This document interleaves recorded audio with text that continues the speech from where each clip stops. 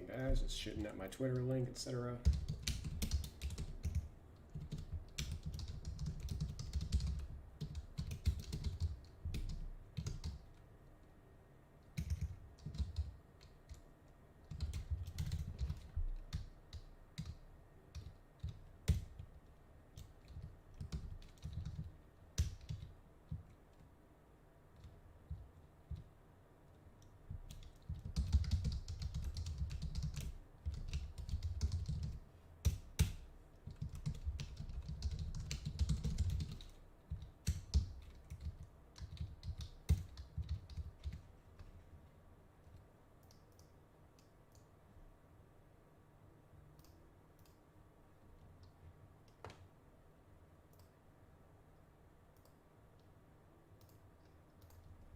Alrighty.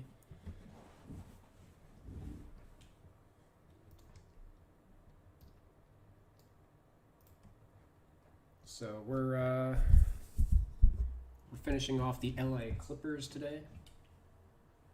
As finished off all the bigs yesterday. Here's what I got so far. So we're gonna knock out the rest of the perimeter.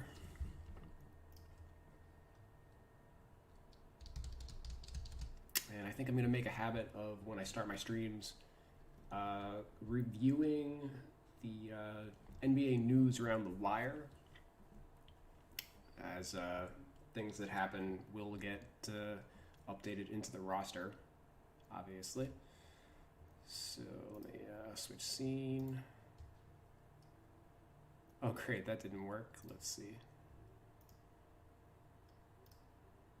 Alright, lovely. I usually use Roto World to get all my news, or most of my NBA news. So the Knicks are reportedly expected to pursue Fred VanVleet as a UFA this free offseason. Yeah, it makes sense. That's been going around for a while. Let's hop over to the Knicks real quick. I haven't touched them yet in 2K21, but certainly they need a point guard. Elfrid Payton has a $8 million team option, which he's worth, but like, you know, he's one of the lower end starters in the NBA. So, you know, do you really want to go forward with him as your starter if a guy like VanVleet is available?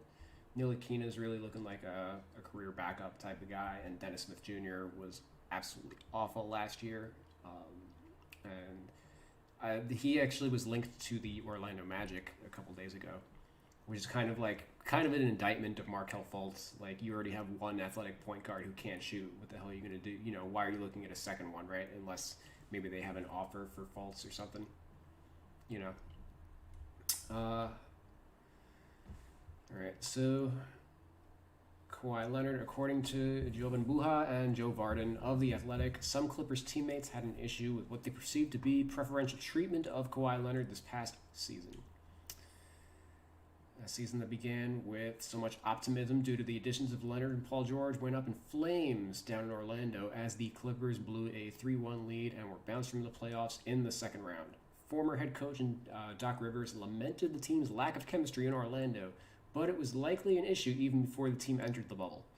Players like Beverly, Montrezl Harrell, and Lou Williams, Clippers bedrocks before the arrival of Leonard and George, bristled when Leonard was permitted to take games off to manage his body and to live in San Diego, which often led to him being late for team flights, league sources said, per The Athletic.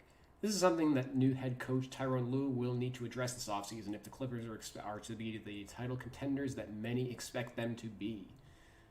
You know, I mean, the guys like Beverly, Trez, and Lou, you know, they were with the team the year before when they overachieved and made the playoffs. And guys like Trez and Lou Williams actually led the team in minutes despite coming off the bench, which I don't think I've ever seen before on a team. Certainly not at that at a contender level. So yeah, I'd be pretty upset if, you know, especially since like Lou Williams and Trez Harrell, how much did they make? This is actually a good segue back to the Clippers, right? You know, Kawhi and PG are making $35 million a year. Harrell makes $6 million. and Lou Williams makes 8. And those guys weren't taking off any games. So, the Clippers do have some issues to work out, and this is also, I think this is yesterday's news too. Stephen Silas is another coaching candidate for the Houston Rockets. It's between Silas, Van Gundy, and John Lucas. I'm a big Van Gundy fan. You guys know I'm from New York. Van Gundy coached some of my favorite teams, and he did a good job with the Rockets. 15 years ago or whenever it was that he was with the team. I think it was maybe less than 15, like 10 and 15. But like the way that the Rockets are kind of going down in flames right now, I would, I would hope that he would steer clear and just stick to TV work, rather than, unless he really just wants to get back into coaching and like this is his opportunity. He's got a coach that, or an owner that like seems like they just want to hand him the job. But I think Silas would be a good candidate as like a first time coach if they, especially if they're not considering like Sam Cassell or anything like that.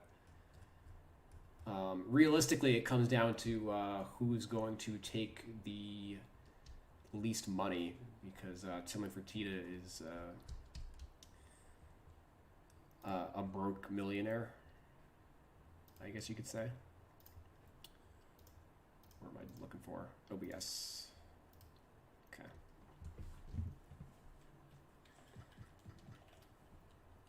So let's start with the lower end guys.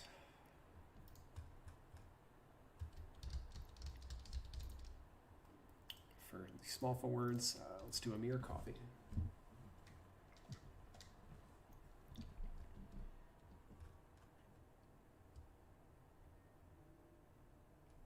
Okay. And as you guys know, I get most of my stats from Basketball Reference.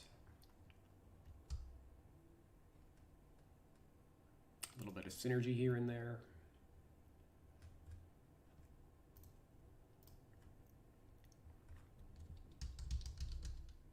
Okay, oof.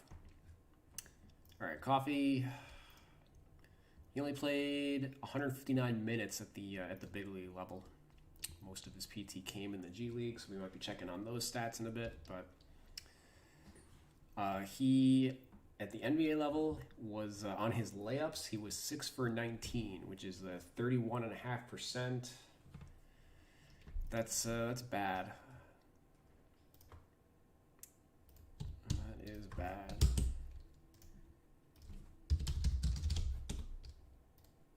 So we're gonna 60 is basically my floor for the layup rating.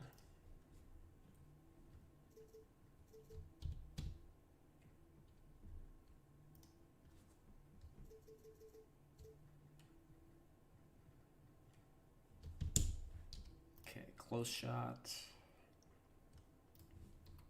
is 6 for 17,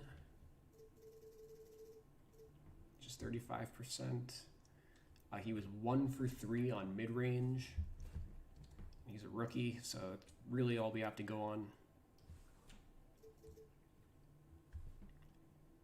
6 for 20 on threes, which is 30%. I guess we'll now check out what he did in the G League. He was a better shooter in the G League. He only played 16 games in the G League, so not a ton of PT, only 400 something minutes. He was 30 of 75, 40%. So he's probably a better shooter, I would say, than 30%. But so if we combine G League and NBA, he was 36 of 95, which is 38%.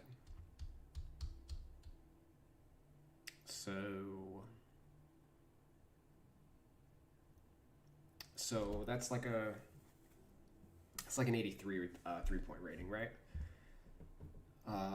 Whereas like a 30% is like a 75. So We could factoring that things are easier in the G League. You can dock them a couple points up that 83, so like maybe 78 to 80 makes sense. Or you just go off the NBA total, which is like 75. I think I'm going to go with the lower number just because he's a G Leaguer. And I don't want him to have like a high overall rating because he ain't really playing. He's on a two-way contract.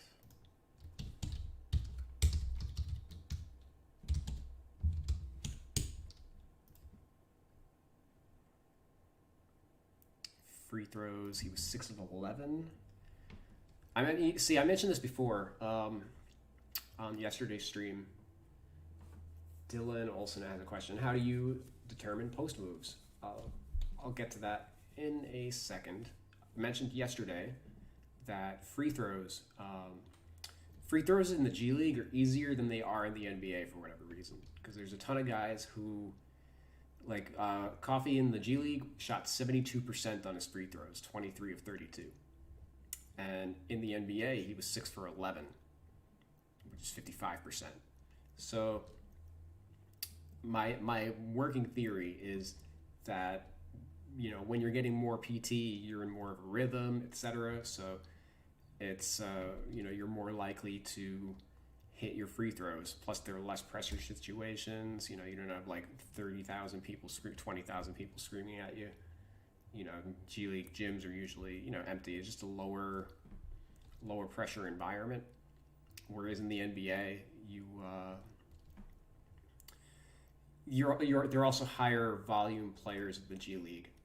Whereas in the NBA, they're much lower in the pecking order. You know, they're not getting touches as often. So there's a lot of guys who just like, they're not in rhythm. They're not in situations where, you know, they get to the line very infrequently. So it affects their percentage for whatever reason. So Coffee was 5 for 11 or 6 for 11 and then 23 of 32. So 23 plus 6, 29.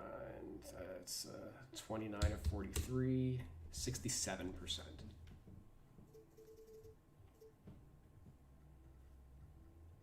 Okay, so how do I determine post moves? With the rating, generally I look at like synergy data and then compare like the volume of how many post possessions they get. Usually the guys who have the best post games are going to be taking the most shots generally. I'm not factoring efficiency as heavily because that can sometimes like fluctuate. But general, and also it doesn't like synergy data doesn't factor in like how defended you are. Like if Shaquille O'Neal is posting up a ton, but he's triple teamed on every single possession, you know, that's not going to reflect in the data. Whereas like a guy like, let's say Enes Kanter, for example, you know, he gets a high volume of post touches, but he ain't getting triple teamed on them. You know what I mean? So just lots of little factors. And I do scale. I also do scale it by position. A shooting guard with a high post volume will not have the same ratings as a center with like the same post volume, I guess you could say. Coffee 70, only a 70 ball handle.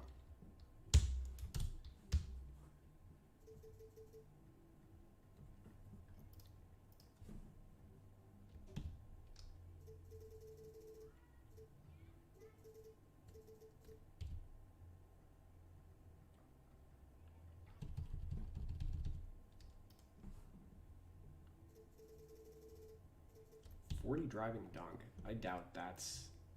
I love when like guys in their young 20s get like these stupid freaking ratings. Like, yeah, he's 6'7", 210. Probably has a moderate amount of athleticism. Let's give him a 40. For what it's worth, Coffee dunked 3 times in 159 minutes on 5% of his shots. So that's definitely not a 40. That's more like a 75, 80.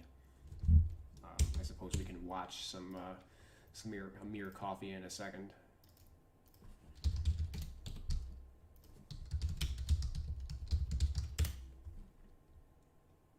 Amir Coffee dunk. Yeah, this probably works, even though it's college. All right.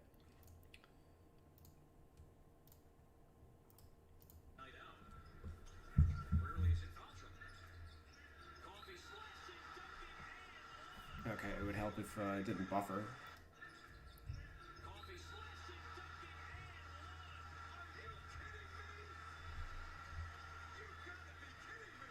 I don't know, it was kind of lame.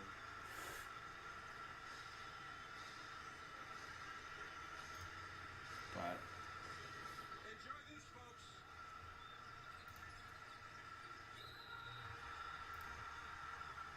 I don't know, it's pretty tame as far as and one dunks go. So we'll give it go with Trez. Coffee down the lane, swooping in with the left hand and lays it in. Clippers by 23. Put down to a strong. See Amir Coffee back out there. Drives it on Porter. Oh, a kiss and a smile, and he knocks in the jumper. And the Clippers lead 107 to 73 in the third quarter. He said, I got a little lefty something for you here. My first year coaching the Cavs was the last year. Then we see a nice defensive job by Coffee that time, laying it up the in and foul. My first year as a coach was the last season in Richfield Coliseum. So I closed one arena, and then the second year we opened this arena. So I closed one, opened another. Somebody always said that one door closes, another one opens. To see, oh, what a finish by Amir Coffee. You love to see it. He's got some stuff, this young man. He really does. I like the way he strokes the ball. It's a terrific movie. Amir Coffee lays it in. How about a career high for Amir Coffee? 10. I haven't seen that movie. Can you give me another one?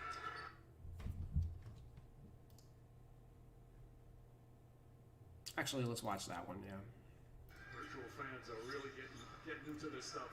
That pass, Amir Coffee trying to go coast to coast. And the former Minnesota Gopher throws it down. Clippers back within 2. I could see you being a I like how he was 6 for 19 on layups, but like 3 of them came in that Cavs tape.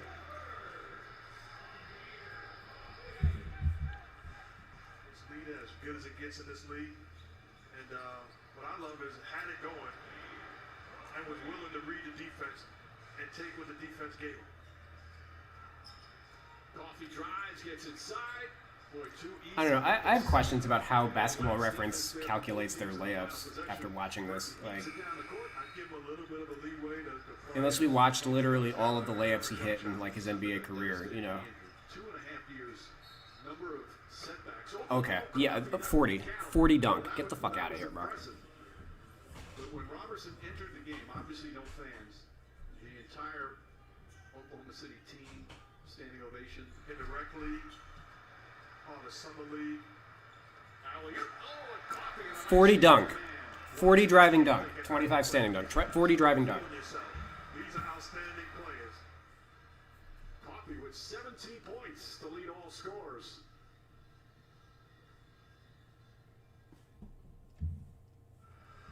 So a lot of players getting their career highs, as you see almost every year on the final day of the regular season. Multiple players usually have that happen. Nice move from Coffee. He's got 15 points. That makes it a 4-point game. Billy Donovan will call timeout with 11 seconds remaining. Wild.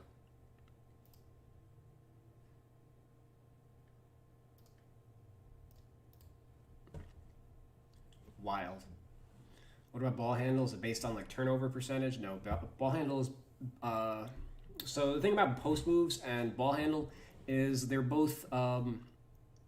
They both dictate like the animations and like effectiveness of like the creation of the shot. So. I would say the guys that create their own shot the most would have like the best ball handle ratings, I guess.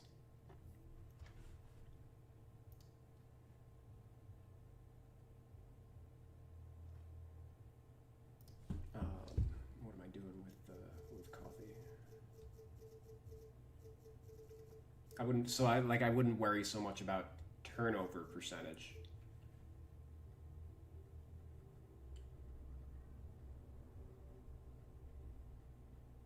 Although you could certainly factor it.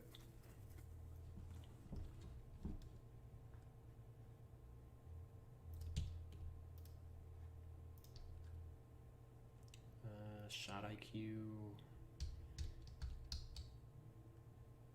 That's 69.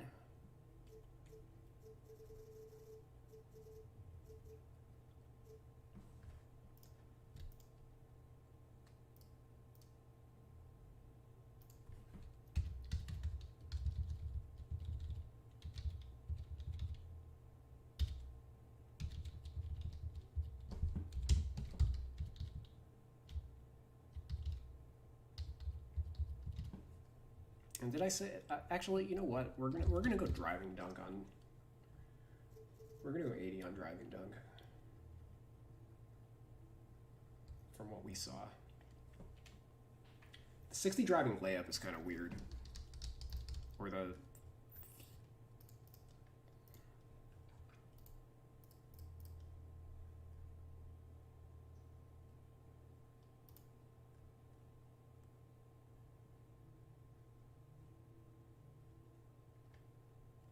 Yeah, I have questions.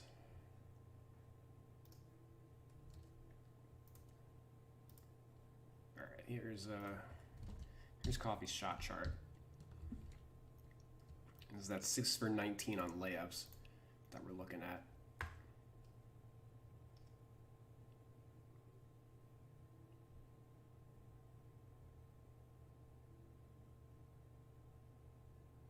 Obviously, you know, highlights aren't going to show the missed shots and whatnot, but we saw him hit some layups on the left side that, you know, that they aren't here, so they're not being counted as layups. What are they being counted as?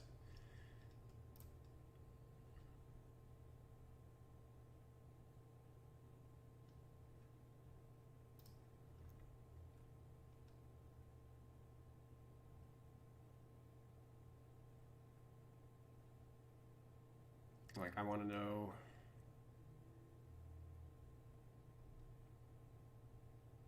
Like, if they're not layups and dunks,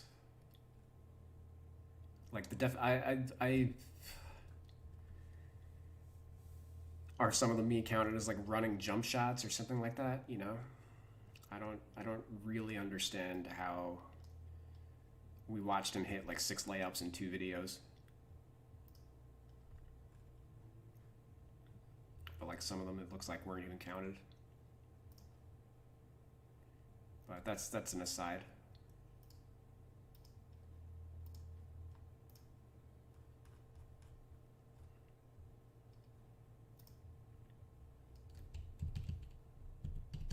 Yeah. So that is something I'm you know, I'm taking into consideration is like maybe I can't look at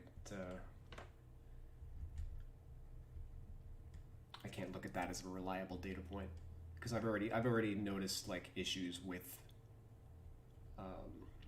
that stat as I've been going through.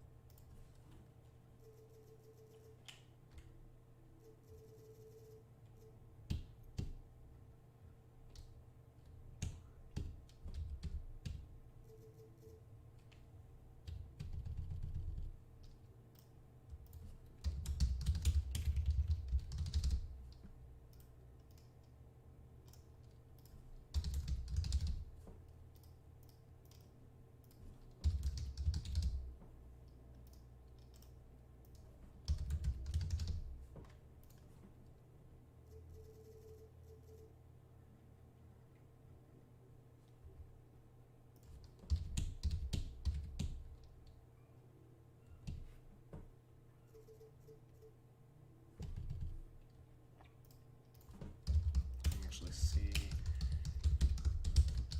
Is there any data on his vertical?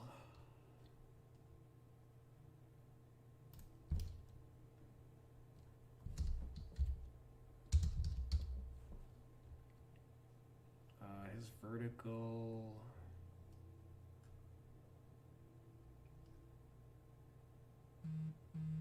Only 32 and a half.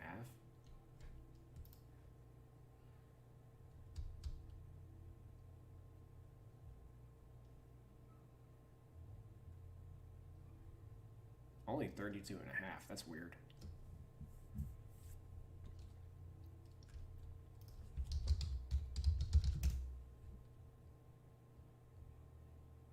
Or not weird, but like, it's just very low. It's lower than I would have thought.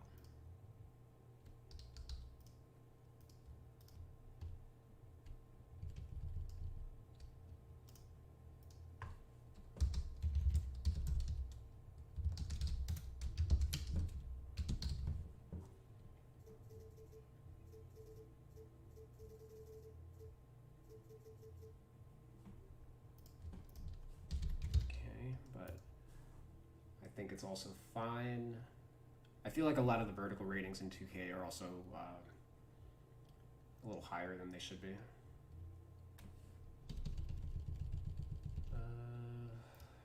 stamina, 70.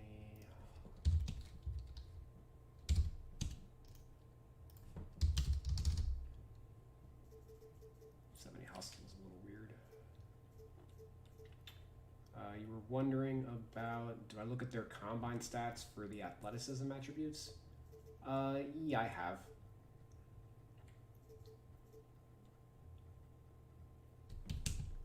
Only for, I really lately only used the vertical rating, and that typically gets outdated kind of quickly.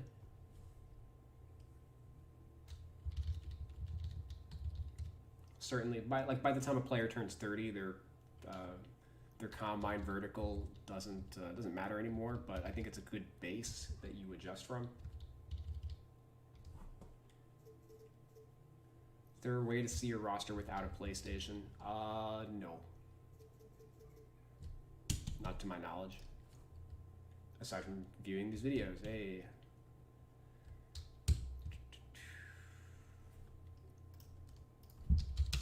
I guess I should actually make a video. Which I guess, yeah, when I'm done, I'll post a video of everything that I have. I just don't want to do that with like a half-finished product.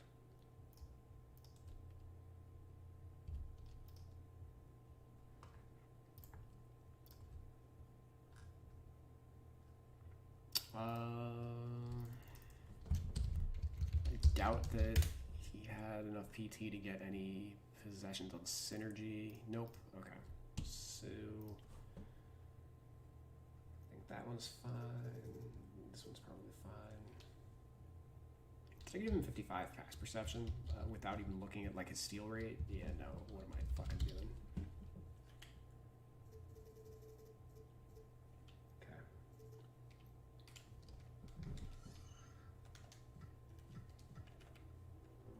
I think 70's fine. Floor spacing slasher.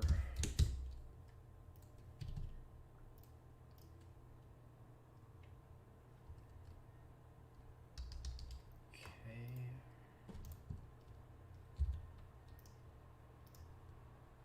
Terrence Mann up next.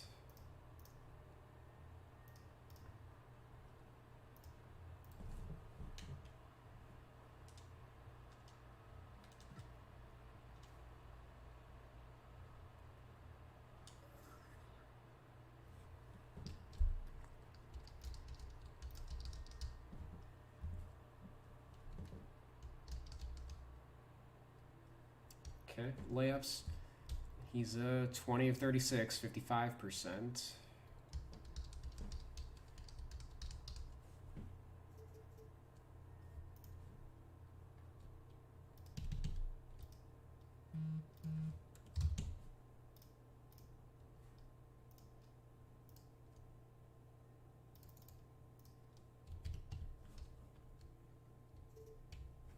Hook shots, none. Okay. Post 50's fine.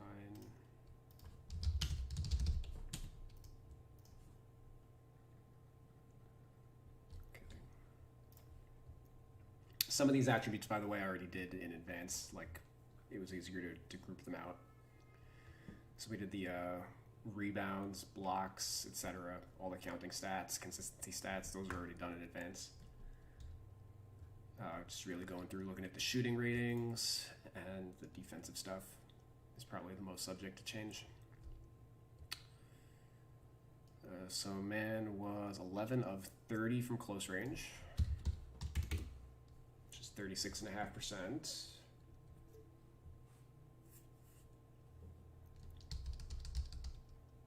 He was 0 for 2 from mid-range. Why is my phone blowing up?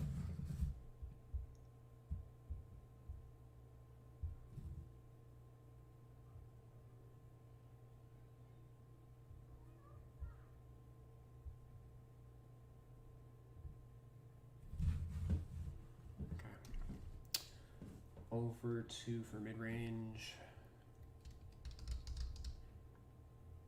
How many minutes did he play? 362 minutes, over 2 for mid-range. Yeah, so we're not going to keep him at a 72.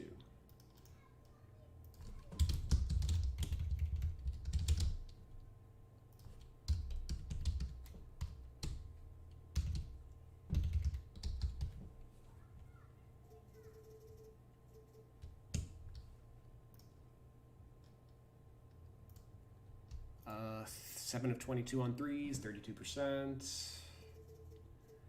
Notable that he's assisted on 71%, only 71%.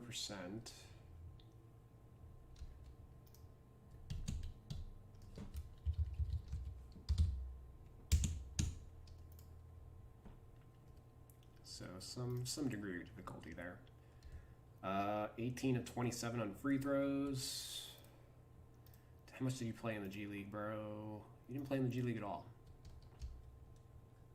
Or sometimes the linking on Basketball Reference is broken, so maybe that's not true.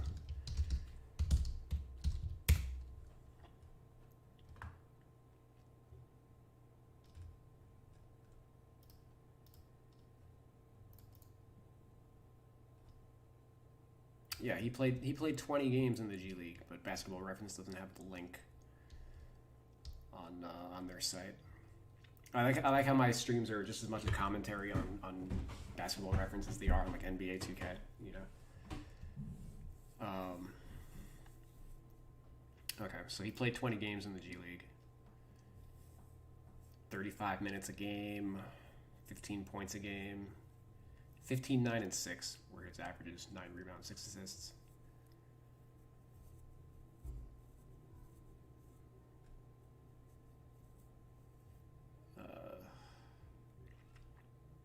35 of 45 on free throws. Again, another guy, 78% on free throws in the G League, 67% in the NBA.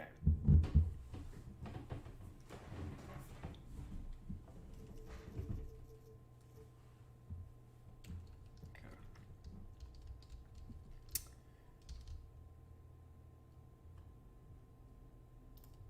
And I think he was the...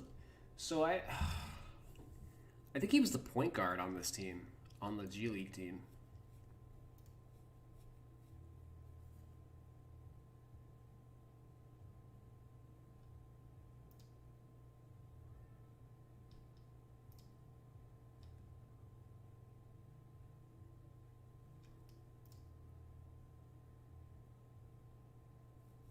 He basically he's the second highest assist rate on the team. And I bet if we look at some of the box scores, we could probably find some games where he's the point guard. Oh, I hate navigating the G League site.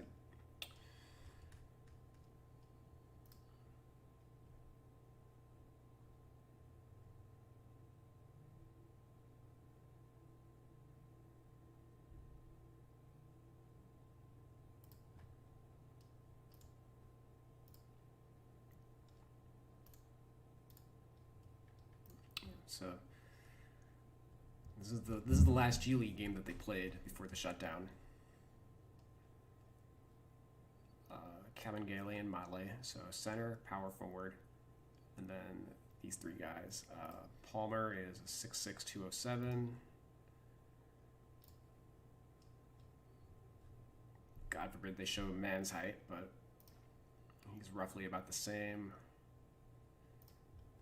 And Mays is 6'4", 208. Looks like he's all right. Looks like he's a point guard. All right, so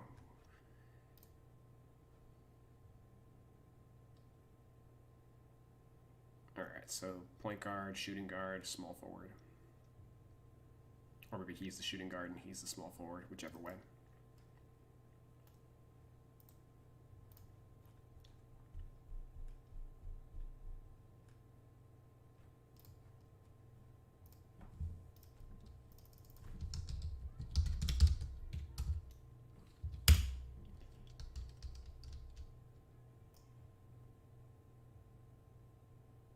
Great job done by Monty Williams, Devin Booker, and the entire organization.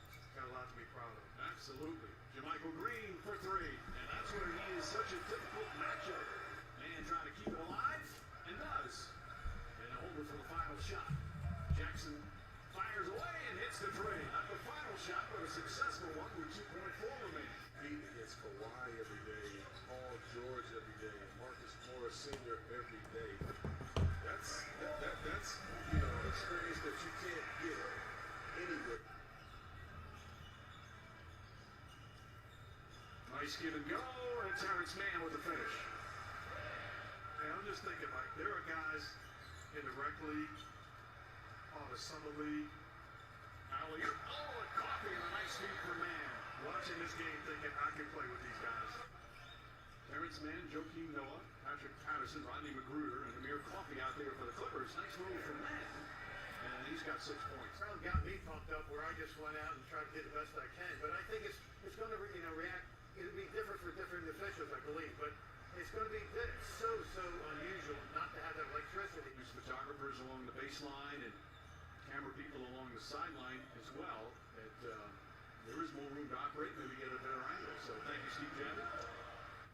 Average, we're just average. That's They're a promotion great. for us. They're great, but I mean, just so many people that I feel bad coming to work. Noah can't handle it. Diamond on the floor. The Owl throws it up. Man goes inside, lays it up, and the foul. Terrence Mann continues his nice night and played productively. Here comes the double team on Noah, who spots it. Patterson chopping it out. Terrence Mann continues to his career night. I mean, this guy is rebounding everything. Terrence Mann from downtown. What a game for this young man. Terrence Mann doing a little bit of everything. That's his second steal as well. Kicks it out. Patterson for three. That's good. There's the 9th assist for Mann. And Kawhi Leonard is looking over there saying one, holding his finger up one, basically signifying Mann needs one more assist. He wants one more. He wants another bucket. 25 points for Terrence Mann.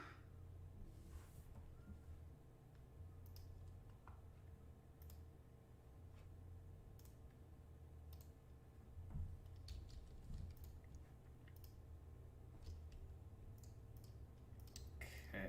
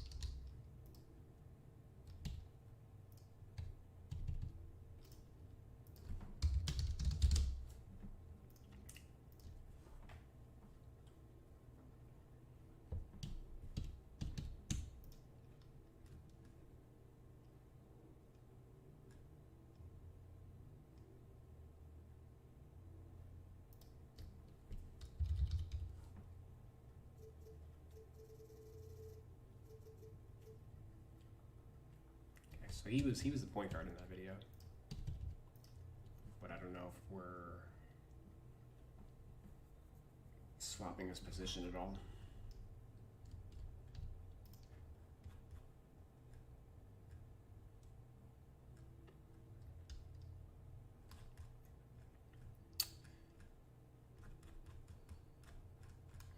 Oh, because I'm on the G League site, that's why.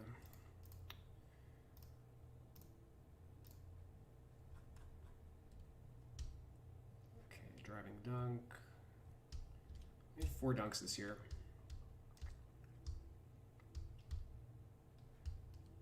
5% of the shots. I think 75 is probably fine. He's basically the same dunk line as Coffee, but Coffee had a 40 and Man's got a 75. So, you know, 2K with their due diligence. Man. All right. First of all, hold on. Yeah, we can boost that. Pass accuracy. Shot IQ. Math is hard. 3.5, 10.3, 13.3 is 65.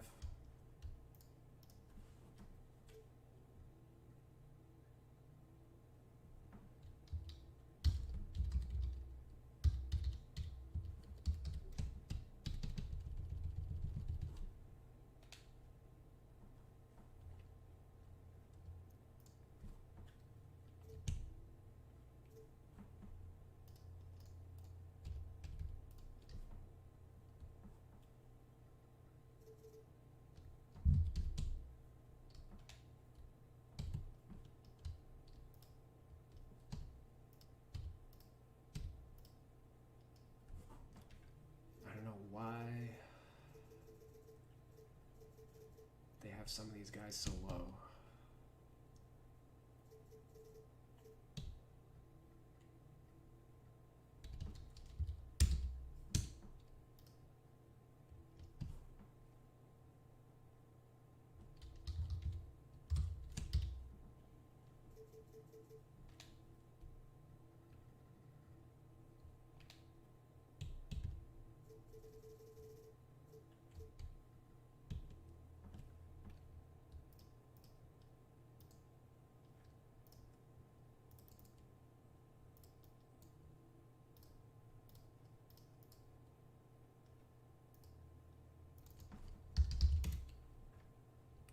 For whatever reason, Synergy don't have stats on these guys either. Like, I know Man played enough minutes for him to have like 10 spot up defensive possessions, but he's just missing from their database.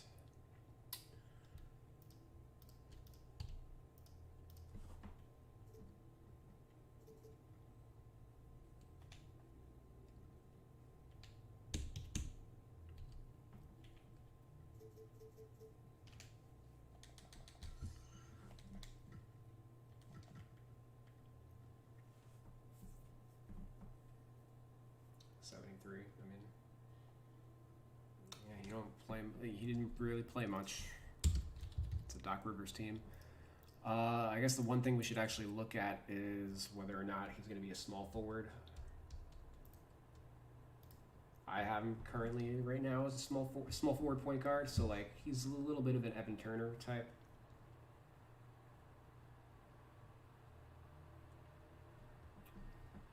But maybe he's a 2 guard, maybe he's a 1. What was his rebound rate? That kind of matters. Rebound rate was like weak for a small forward, good for a 2 guard. So yeah, maybe we're shifting him. Let's see. I wouldn't mind shifting him actually, just because the Clippers only have two guards as it's currently constructed. So like maybe he makes sense in 2 guard and make those guys all the 3s.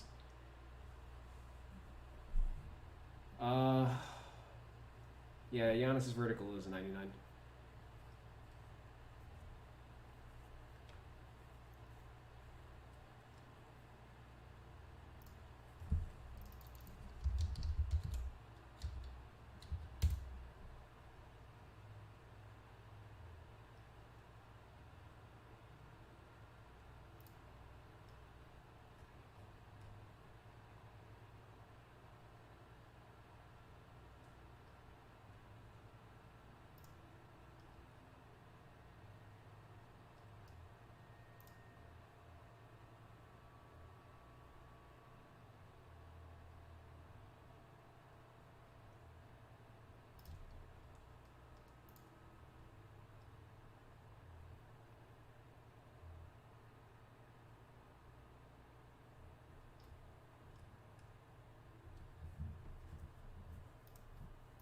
forget why. I just tried looking it up.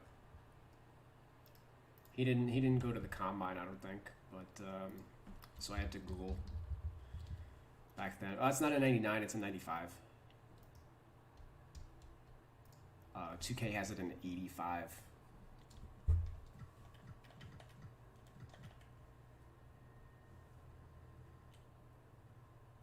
Yeah, 95.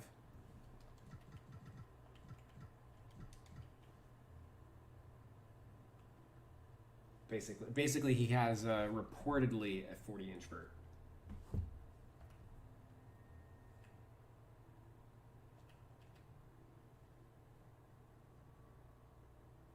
Okay, so we're gonna look at Terrence Mann's lineups.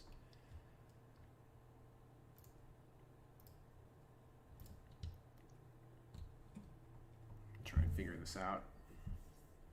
So right here, that number one lineup, that's basically the lineup that we saw in that Thunder game.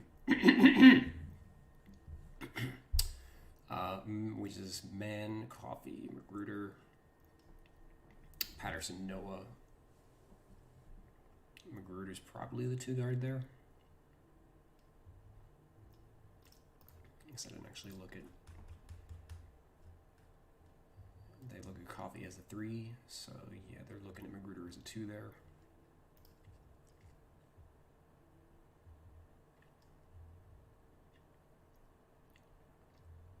Second lineup, point guard again.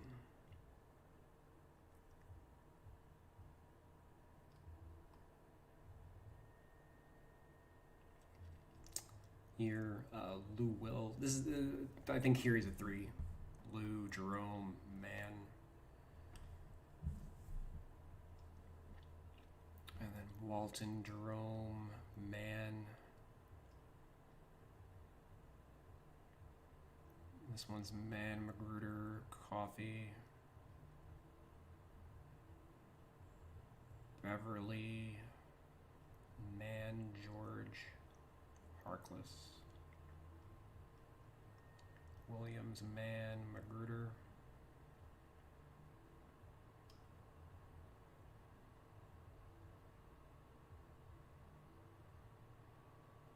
Here's the point guard, Mann.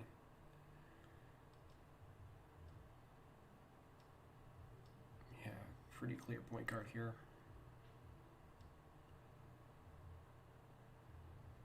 Oh, and here's another one. Mann, Shamet, George. And then back to the 3. Played in the playoffs at all. Mann, Shamet, Magruder. He's going to be a point guard.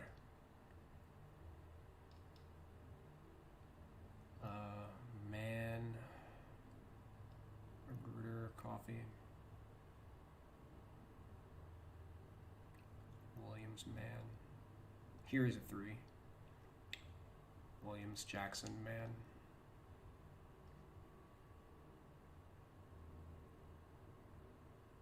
Williams, Mann, George.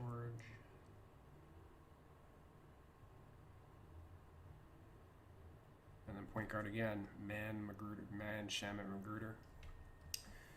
Yep.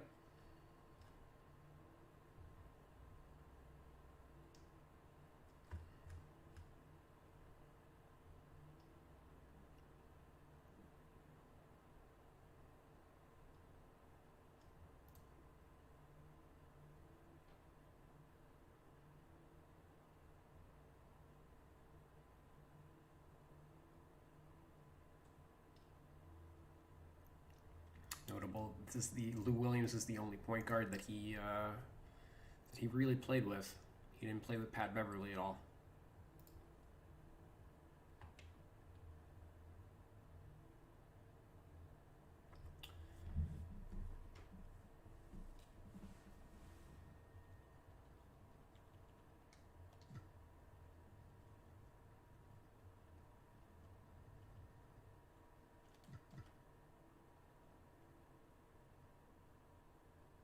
Yep, we're gonna switch him. This is gonna tank his rating though, so I might have to do the intangibles trick.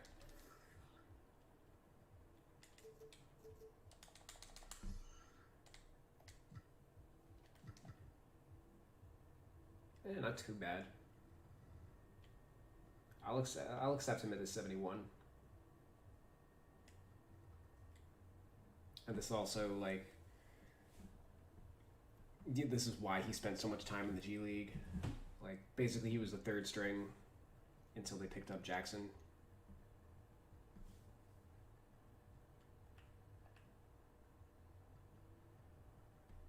And that's going to ensure that Magruder is like the primary backup for Kawhi. Realistically, Paul George is the primary backup for Kawhi. But I can also see a world where Magruder ends up being, where we end up switching him back to like the 2 guard, but we'll cross that bridge, I guess, now. So, Terrence Mann. Oh, whoops, I forgot to switch back.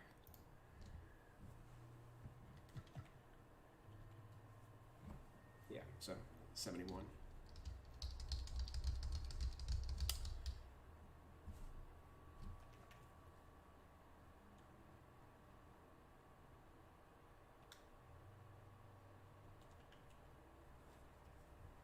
What about it?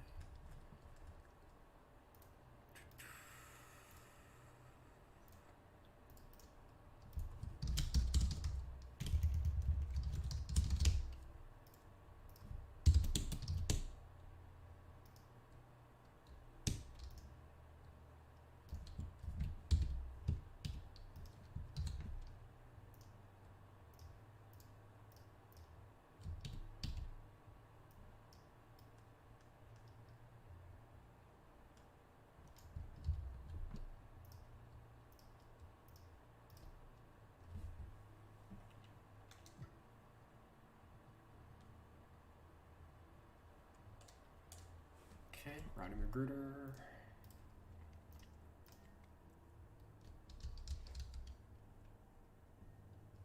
If Wilt had a 40-inch vert, I can see Giannis having one too. Yeah, I mean, 40 inches isn't even that much anymore. Like when you look at some of the other players that are cracking the NBA, like Dennis Smith Jr. has like a 44-inch vert or a 48-inch vert. Zach LaVine had a 44-inch vert. Like players in the NBA are very athletic now. You know, to the point where like I think a 35 vert used to be like considered good athletically. It's like solid athletically, but it's not like mind blowing. But the NBA is also like steering away from athleticism in the sense that like a lot of the super freaks athletically ended up just being like garbage players because they didn't know how to use their athleticism, like a Tyrese Thomas, for example.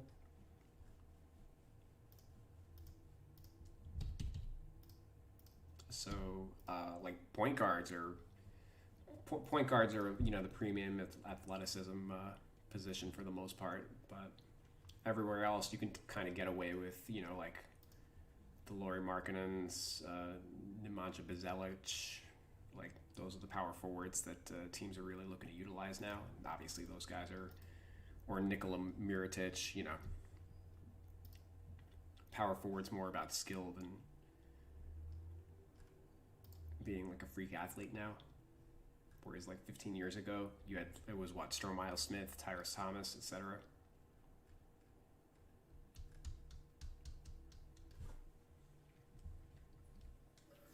So Giannis is kind of like an exception and not the rule there.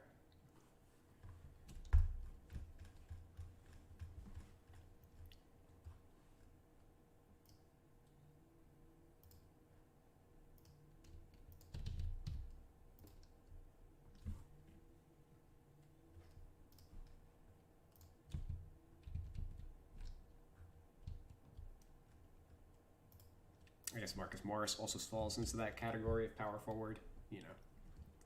He's not blowing away anybody athletically. Neither is his brother.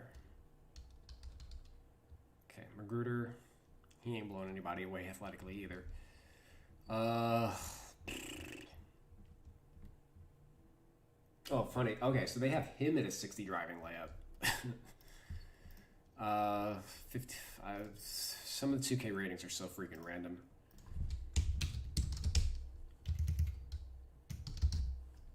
But he's known as a slasher, and they gave him a 60.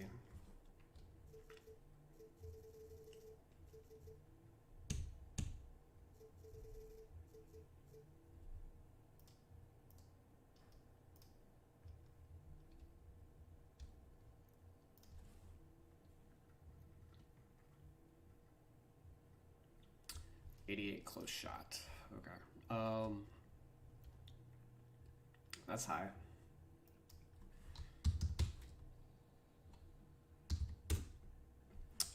So he was 42.5%.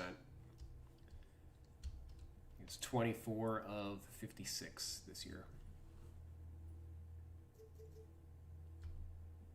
0 for 1 for mid-range.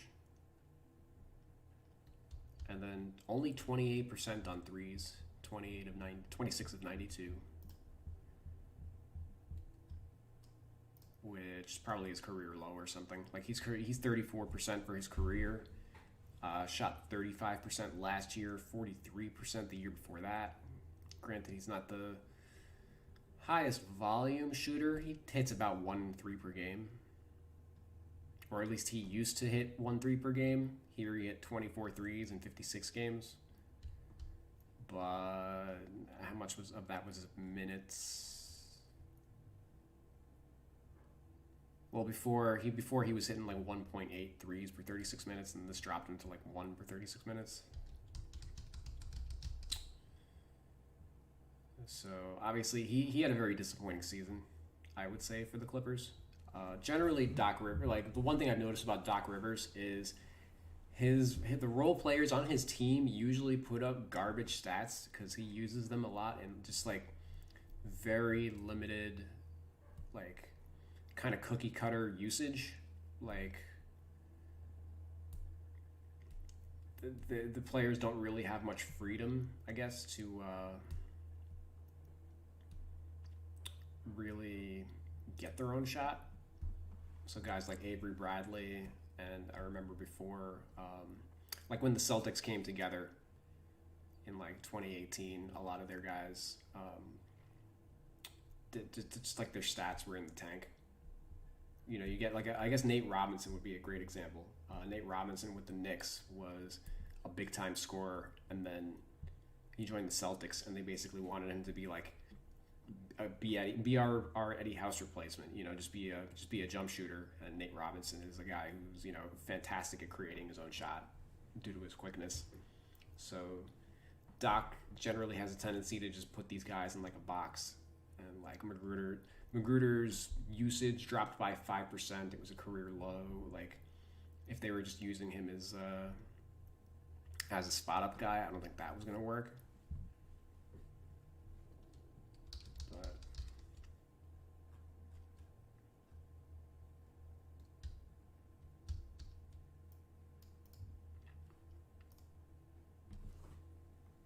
See, 0 for 1 on mid-range, I said. 29% for his career. So certainly not a mid-range guy. And I think we will factor, you know, his most recent season weighs more than the rest of his career, I think.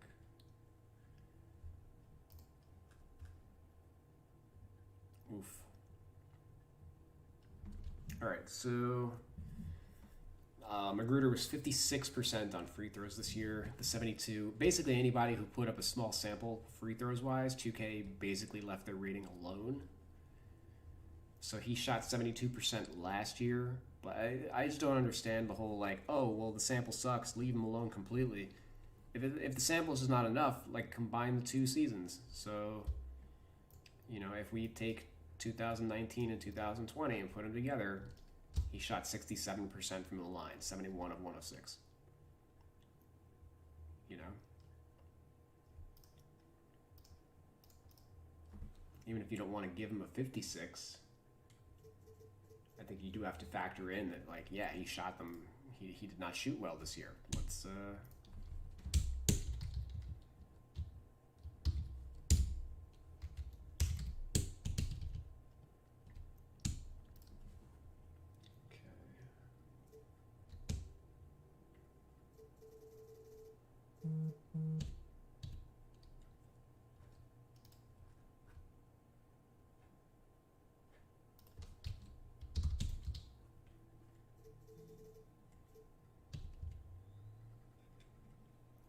driving dunk. Oh boy.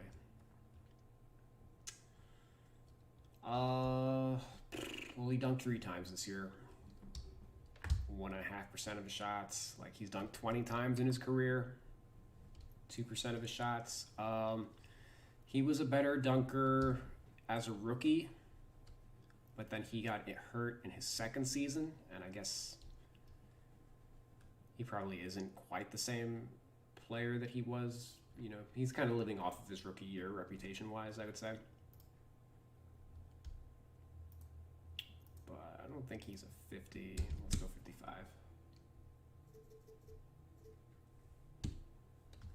Shot IQ. 8.2 is, it's 50.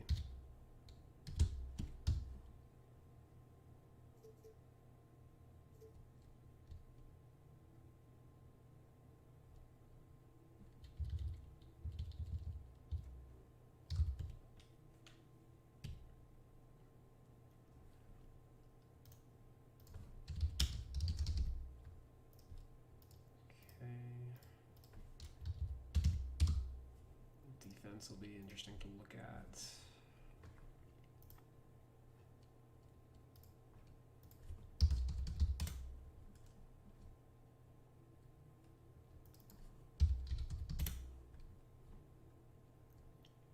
Okay, dope.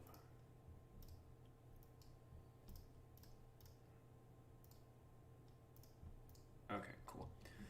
So Magruder was 87th percentile in isolation defense, which makes up for last year he was 13th percentile. And as a rookie, he was 56th percentile.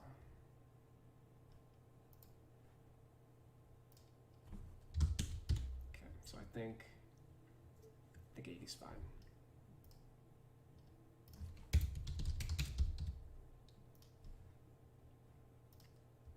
Post.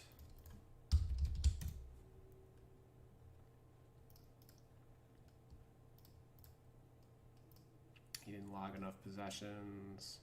Last year he was 97th percentile in like 21 possessions. And then as a rookie, 12th in 66 possessions.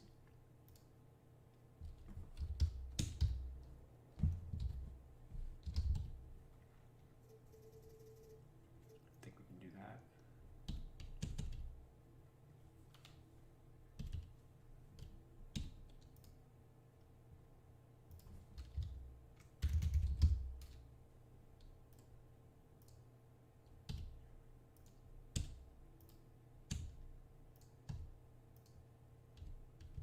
I think I want to watch some Magruder before we tackle.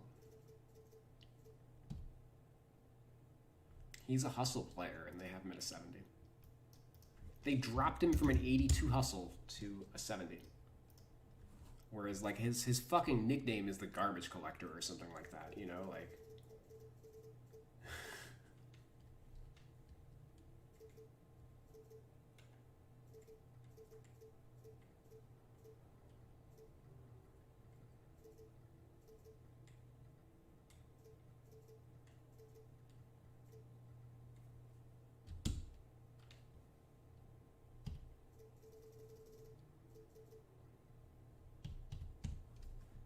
Defense, 74th percentile this year. Last year he was 21st. Year before that, 40th, and as a rookie, 64th.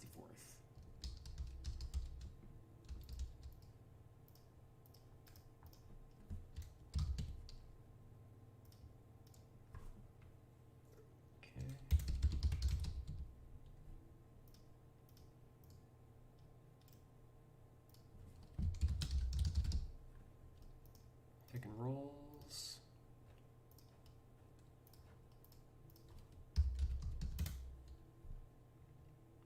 '31st percentile, 20th last year, 21st the year before, 15th the year before. All right, so he's not particularly effective defending pick and rolls, more one-on-one guy.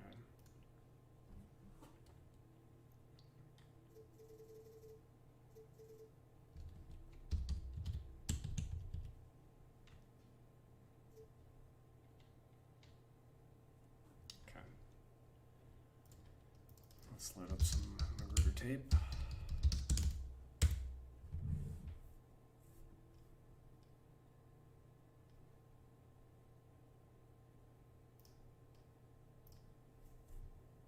Not that I imagine you'll find much. Lou. Pocket pass inside to Trez. Open look is Magruder for three, and he knocks it. Young NBA career. Joe Ingles fires and hits a three. What the hell? And Jingle and Joe jingle back outside. Lou. Pocket pass inside to Trez. Open look is Magruder for three, and he knocks it in. That was a nice play right there by Lou. Man in the corner to Magruder for another three. Hit one last night. He's hit two here in the first quarter. He's begun to find his groove with this practice since April. And that's how the game is for him. It's very easy. Look at him right there. Nice drawing up play out of the timeout. He demanded pretty much a double team. Already with three threes, fouled on his fourth attempt. He'll go to the line for three free throws. Hasn't played a game since late April and has had one practice. Not bad. Magruder, speaking of not bad, wow, he has three threes in the game, and now an old-fashioned three-point play opportunity for Magruder. Nice job right there. Played. Montrez makes a great read. Magruder all alone for three. Bucket again. Oh, and he is showing signs of becoming radioactive. Lou. Magruder for a catch and shoot. Three. Bucket for Rodney Magruder. It's official. He is radioactive. And listen, Lou Will is making every play on the offensive end right here. Magruder slashing inside. Draws the foul from J.J. Redick. He'll go to the strike for two of the arc. Knocks in the second one.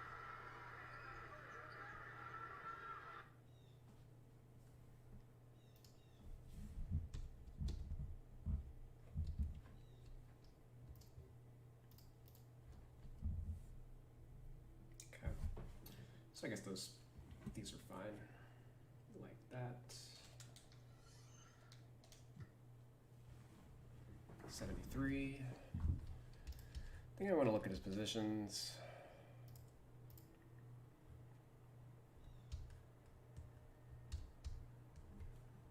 Just to confirm that he's going to be a 3.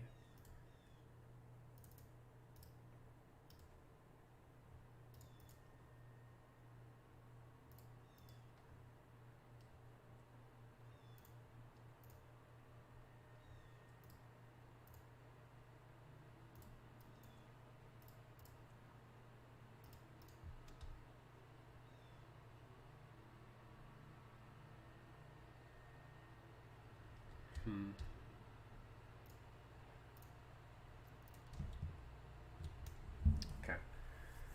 So Williams, Robinson, Magruder, Williams, Shamet, Magruder, Williams, Magruder, Leonard, Williams, Magruder, Harkless, Williams, Shamet, Magruder, Williams, Magruder, George, or George Magruder. Like, if you're counting, see, the thing is, if you're counting, Paul George is the bigger player, but he starts at the 2 guard, so it's kind of a, how do we really count that? We'll count Magruder as a 2 there.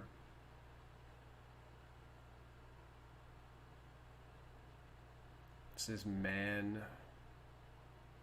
Magruder Coffee.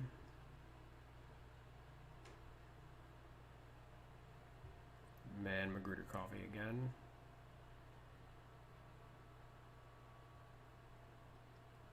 This one's actually Shamet Magruder Coffee.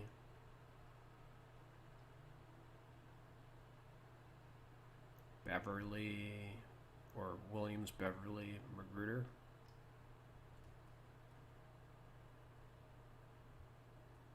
I haven't seen enough to really consider moving him, and I guess the most important distinction of whether or not he's a 2 or a 3 is like, if he's a 2, he'll play a lot next to Kawhi Leonard, right? But instead he's not. He's playing next to Landry Shamet a lot more than he is Kawhi. Yeah, he doesn't play next to Paul George either.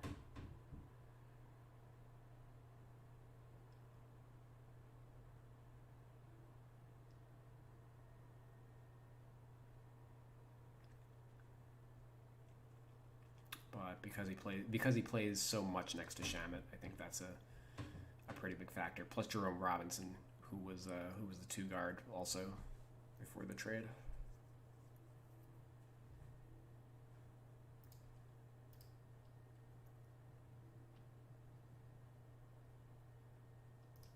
And this actually,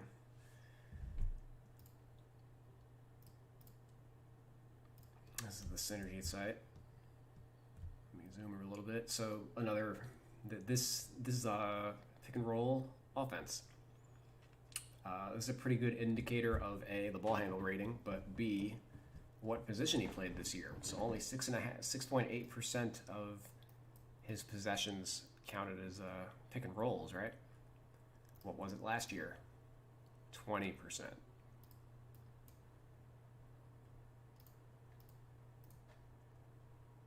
That's a rookie, 12%.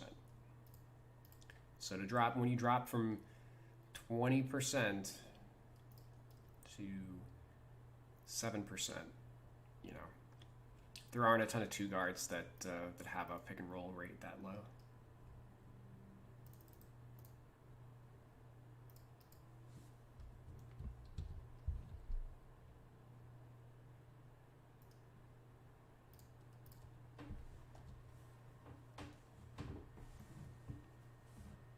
So I think that's fine.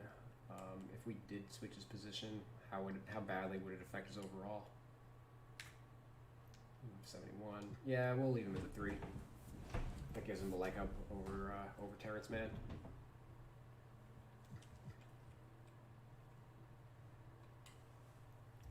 He's rated low enough that he should be out of like the main rotation anyway.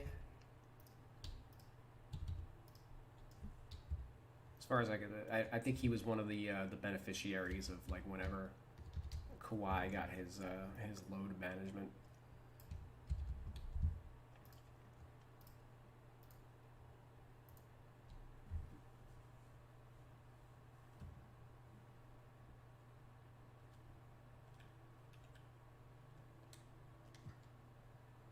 Okay, I think we'll work on Shamet now.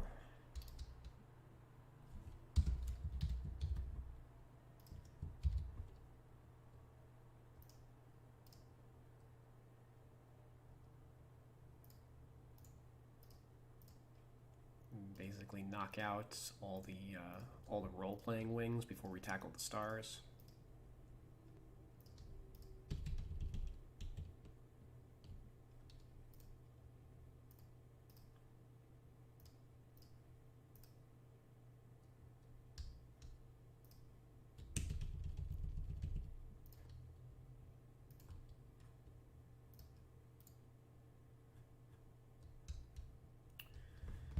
Okay, Shamet 61% on layups.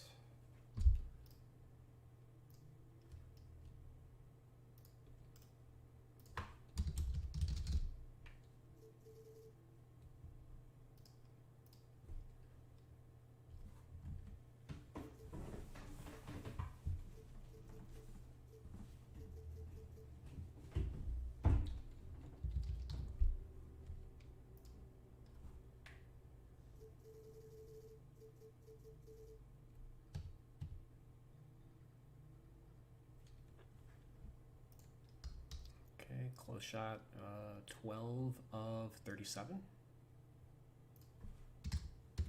Just tick under 33%, 32.5%. 32.5%. Way different than, way worse than an 82.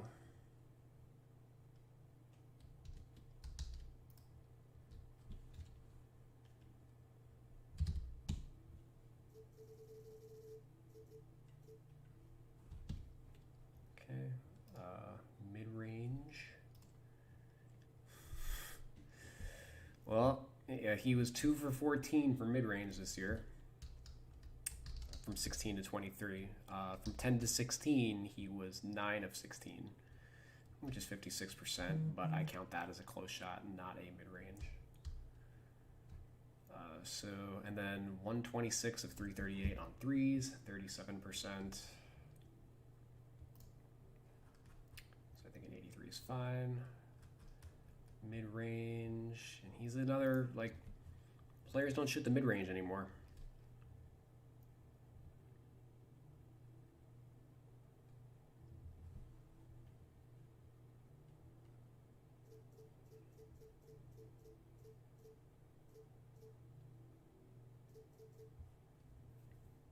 And I think it's important to have shooters rated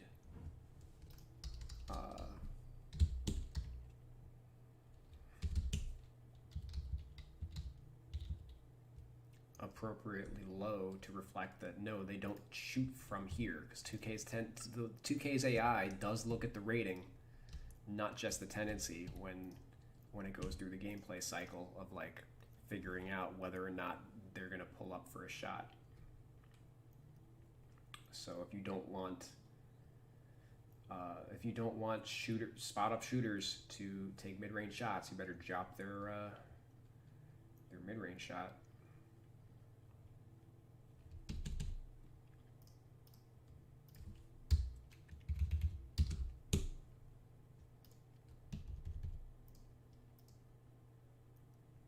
Let me just make sure I did the math right. Yeah, 57 mid-range is fine. Oh shit, I just closed my window.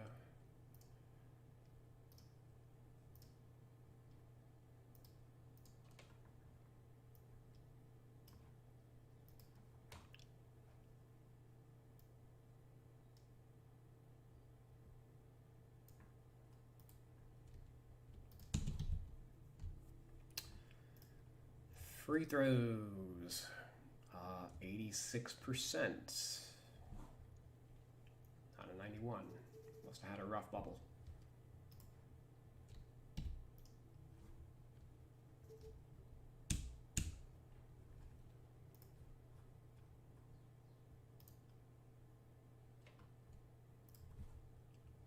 Okay.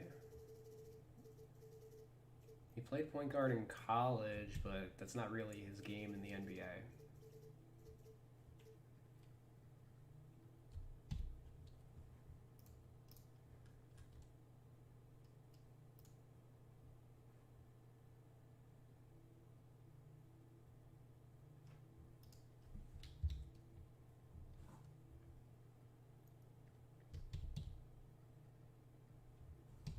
.50 driving dunk. Well, I mean, it used to be a 75, so at least 2K fixed that.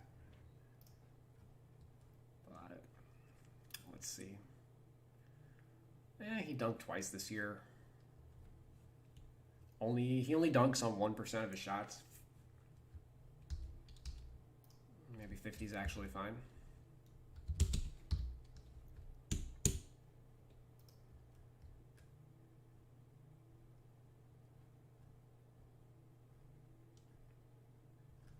Shot IQ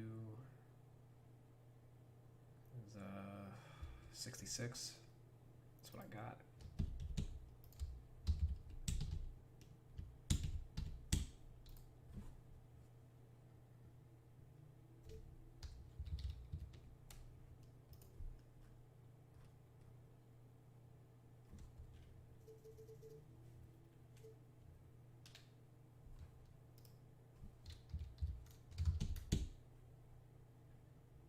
Okay, 25 interior defense for a guy that guards threes. And 60 perimeter defense? I don't know.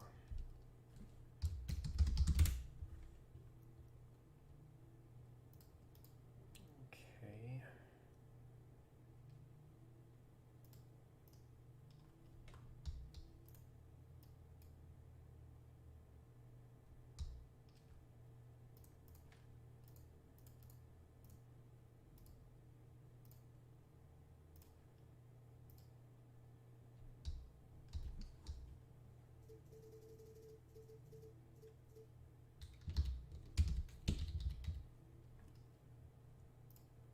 Post-ups.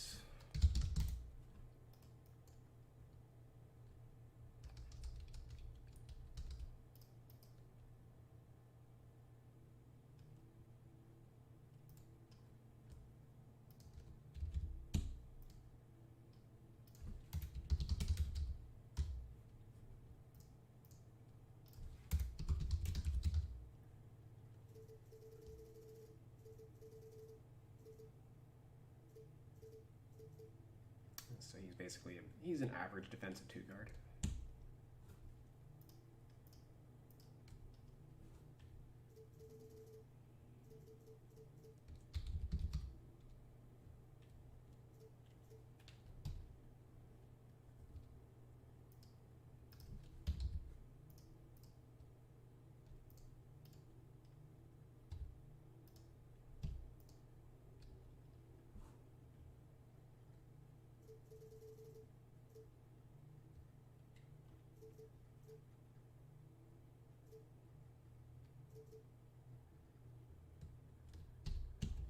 And I think we're going to watch some tape once again.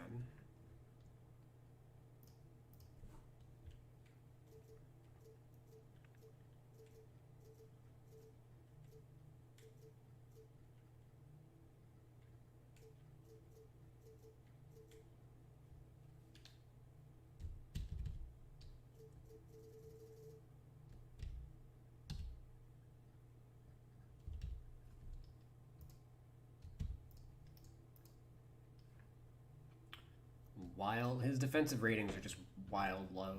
Wild low.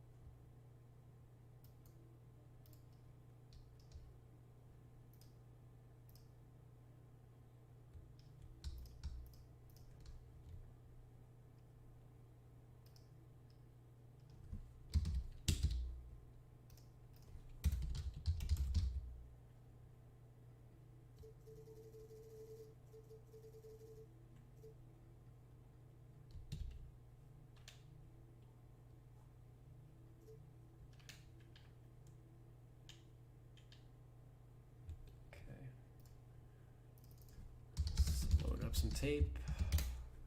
85 speed and all that. So that's high.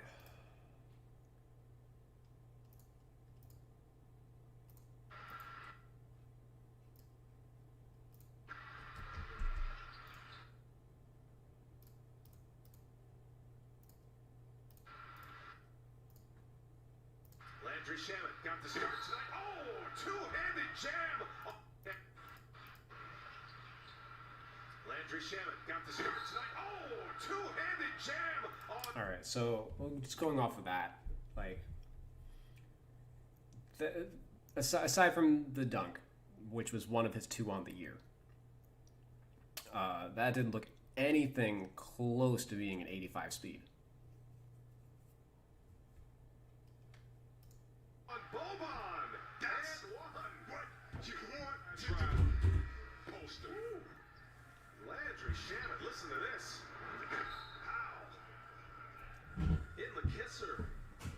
Second-year player out of Wichita State to attack that front foot and drive. Shamet with that beautiful stroke.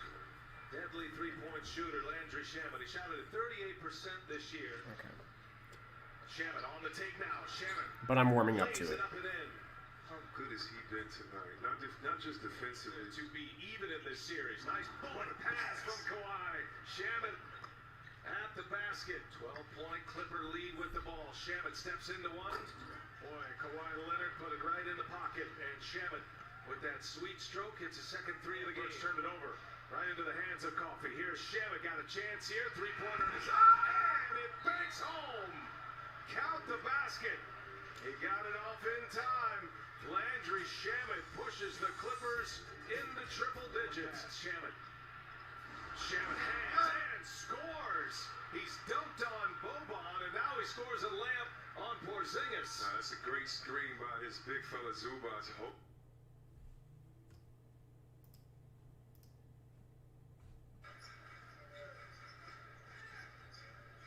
Leonard puts it on the floor. Finds Shamet for three. Another Leonard assist. And another three-point basket. The fourth for the Clippers from the corner. Gets to the rim and finishes. Boy, he's been tremendous. He's been aggressive as a scorer. 10-point game. George strikes home a three-pointer, and the lead is up to 13. From the corner, Shamet gets a three-pointer. That's 15 threes now for the Clippers. Absorb some of these threes. Shamet, nice pass underneath. Zubac is fouled, plus one. He was a runner-up when he was with the Suns 3 years ago.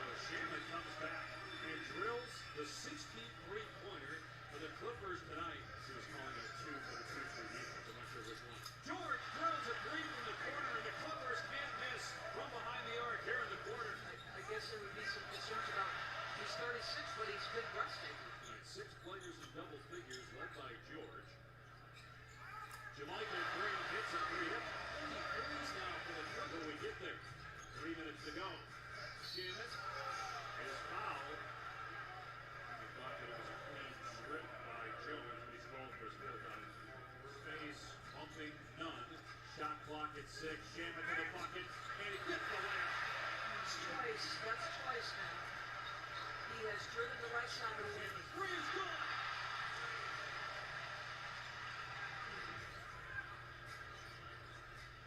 Shamet again, of course. 22 threes by the Clippers. Hands up like thick. Okay. All right. I guess 85 speeds, fine.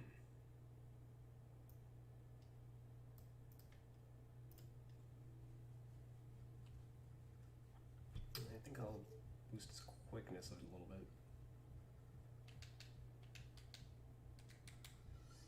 Okay. Only 74 rating. Why? Well, those numbers weren't great either.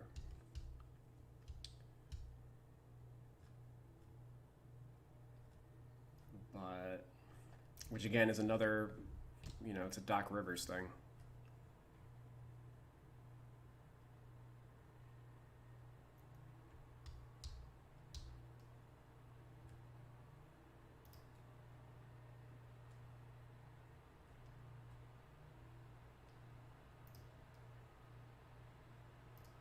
It's also actually, I dropped his mid-range, right?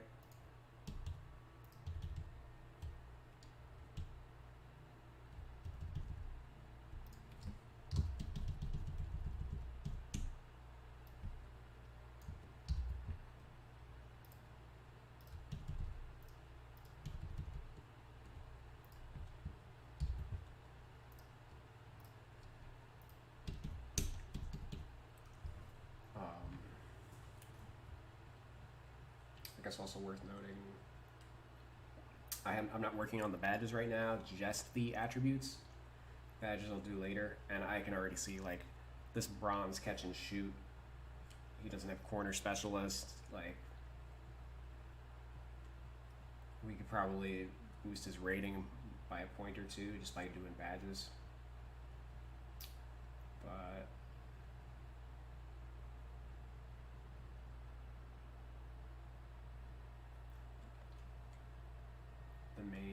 the main detractor is basically this, right?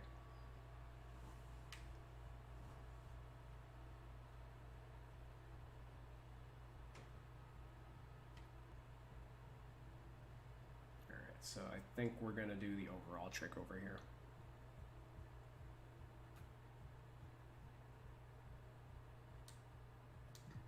Basically max him out there to compensate for a bad formula, shall we say? 80 ball handle, yeah.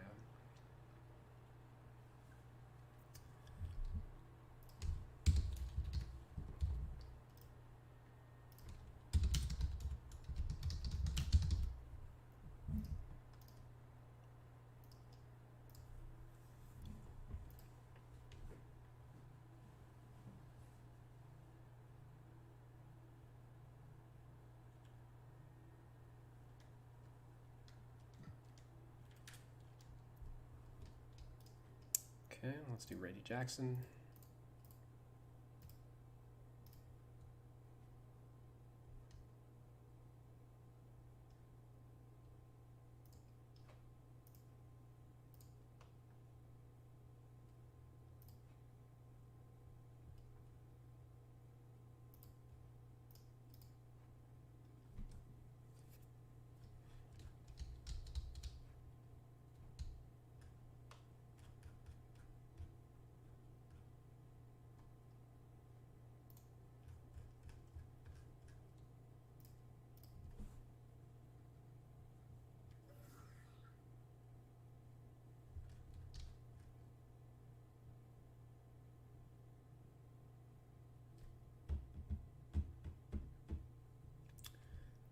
Well,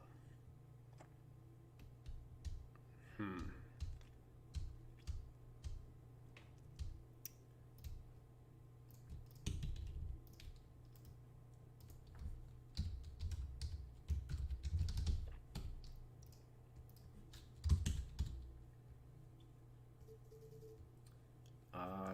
42% on layups, which is low, but was only assisted on 11% of them, which would indicate a high degree of difficulty. So I think 80 is fine.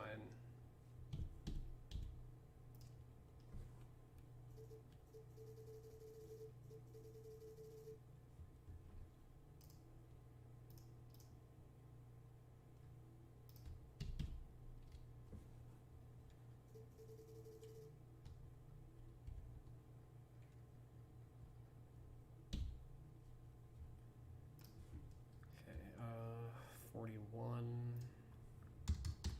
of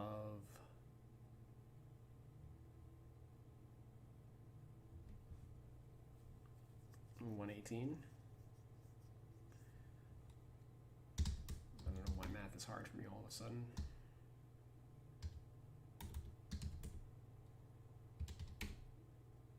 Yep, 118. 35%.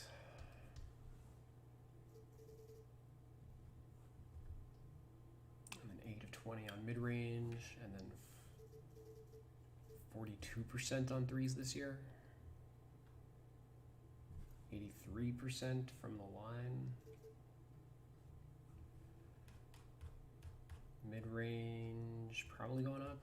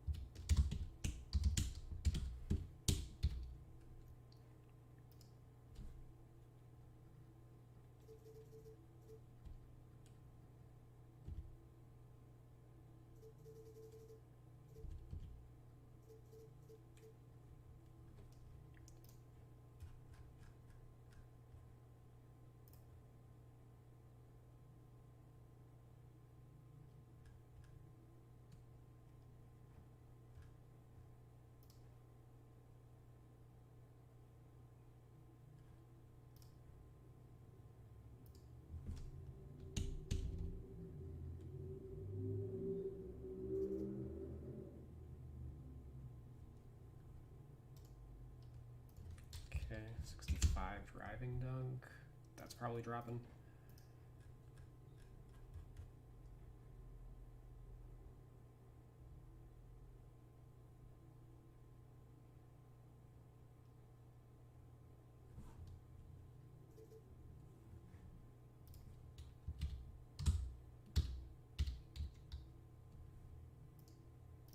dunks.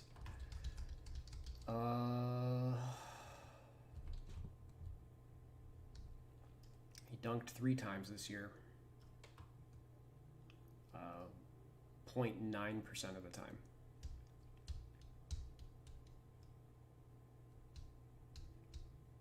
Last year it was 1.5%.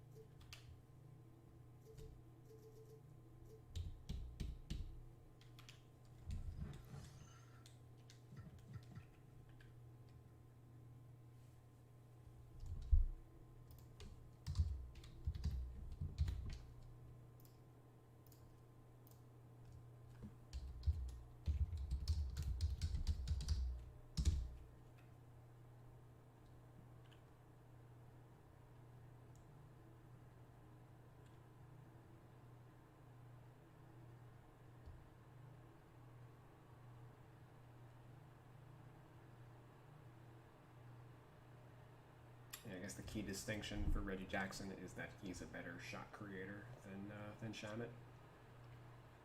Otherwise, they were both pretty similar in that they were three-point shooters.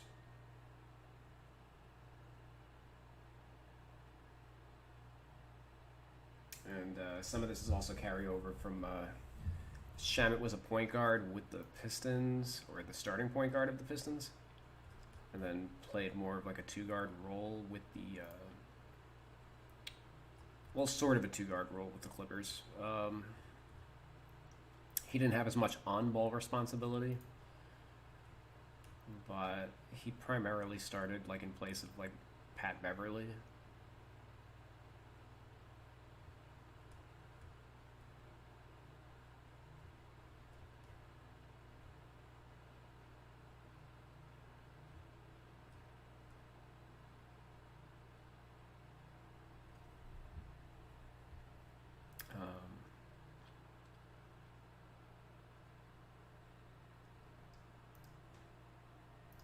Actually, this one's a little high.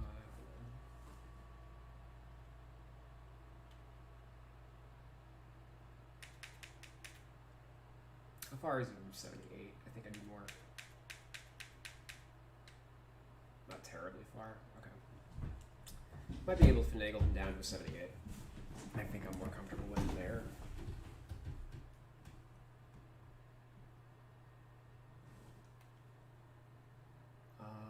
Hands we could probably drop.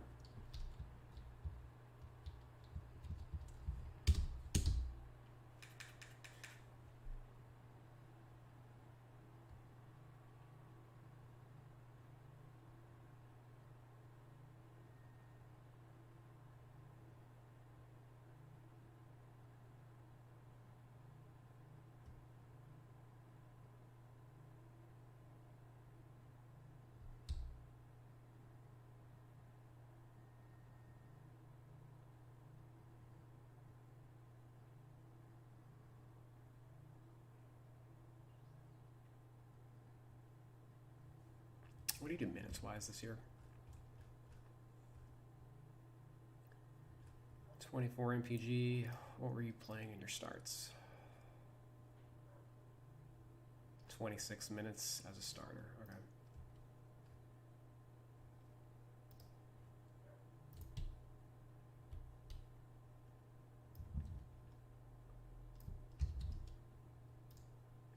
I mean, he does have 12 badges.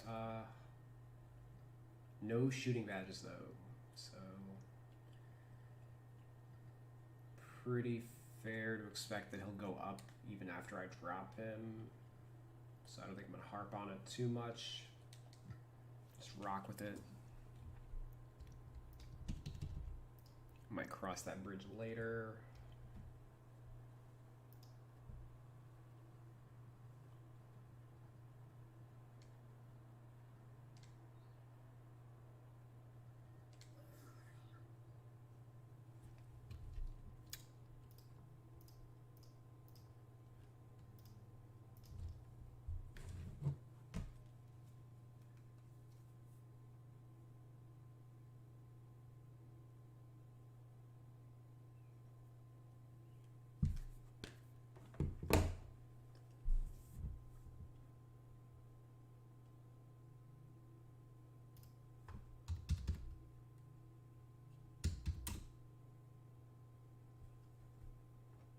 How many teams have I got left?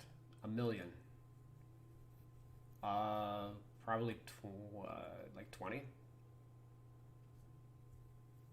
That's my guess. I can check in a second.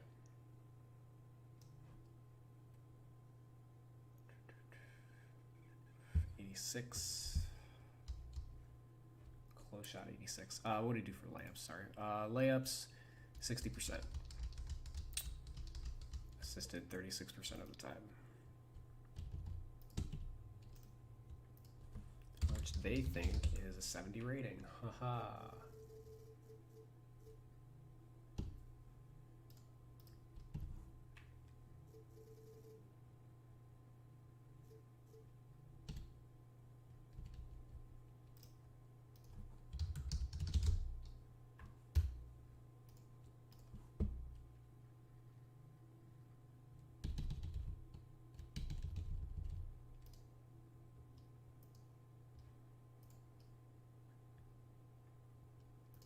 close shot I said was 31 of 72, 86%, or 43%, 86 rating.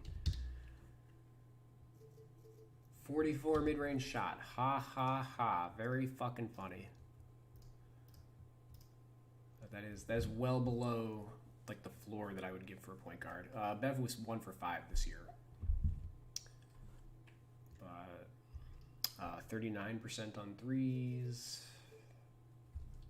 88 of 228.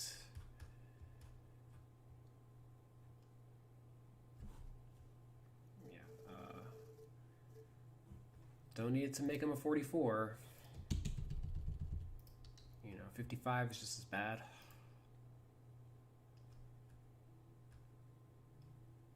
He was 66 from the line.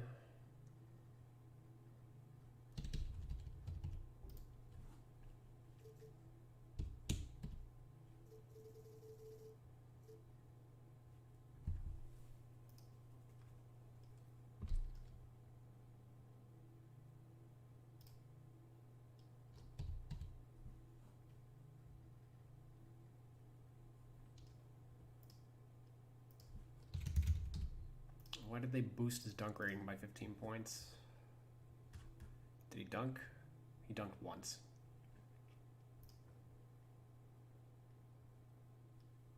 Which was his first dunk in 3 years.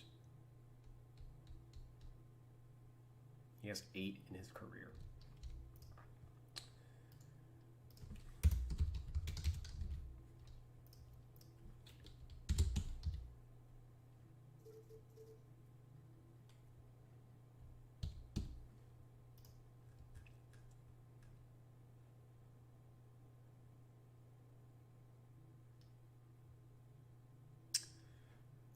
It's a 67 shot IQ.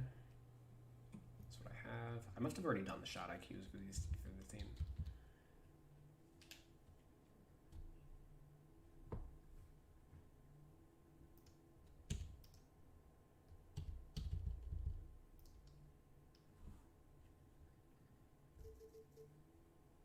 I'll go to the defense in a second.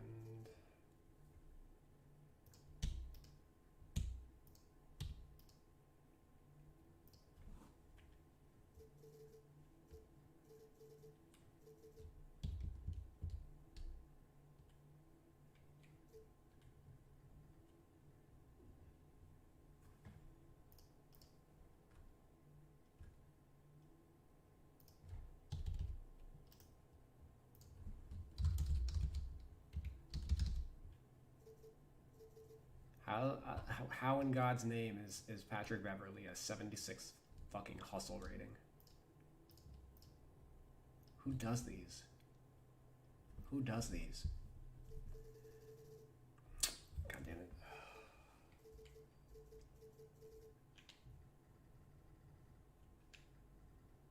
How did that happen?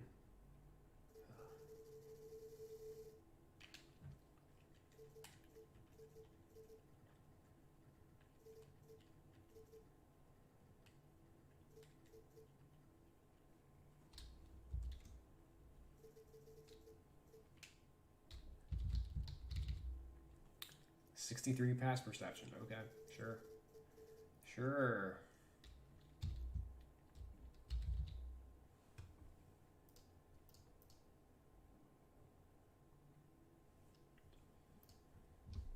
Oh, lordy. Okay.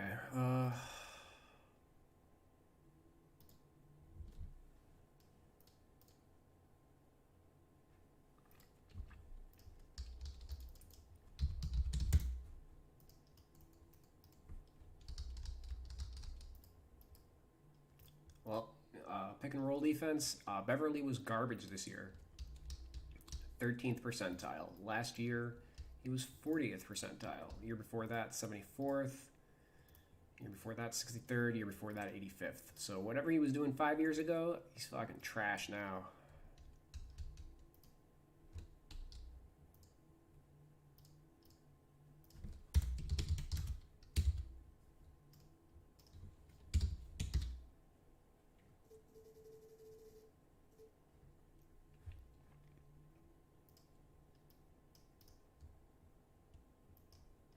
I'm expecting Beverly's defensive ratings to drop, as a lot of his shit is just gimmicks. Like,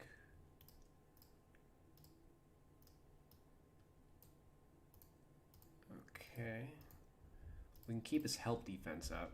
He's 87th percentile in spot up defense. Last year it was 83, so that is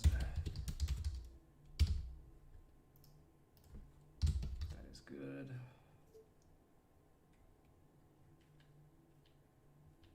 But I imagine he's pretty overrated as like a one-on-one defender.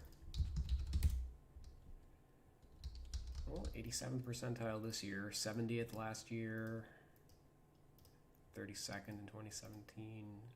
Okay. Great, so I stand corrected.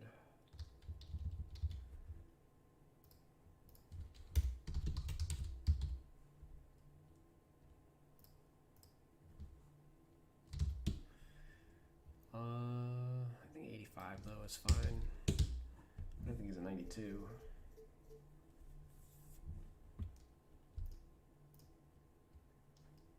And then post defense, let's see.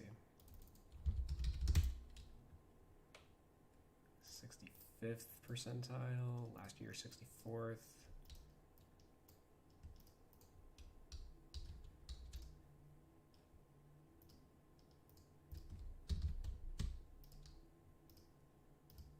Factoring in, he's a point guard, not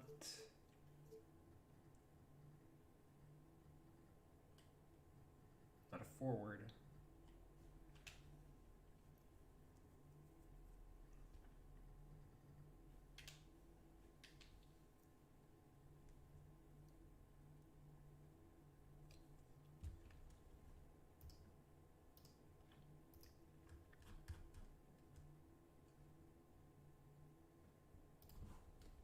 Okay, final verdict.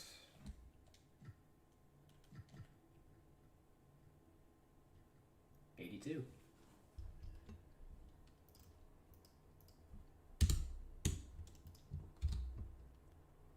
Okay. I like that. I like that.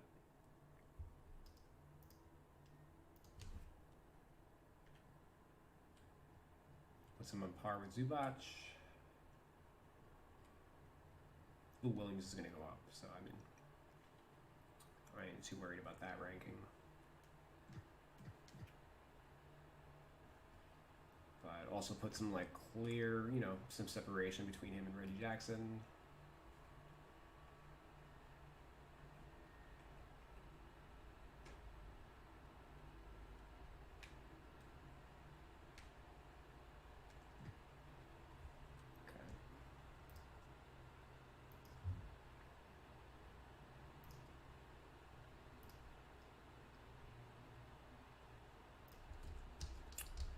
And how many teams do I have left? So let's see. 1, 2, 3, 4, 5, 6, 7, 8, 9, 10, 11, 12. All right, so once I'm done with the Clippers, I'll have finished 12 of the 30 teams. So that's what, 40% of the way? Yep, 12 out of 30 is 40%.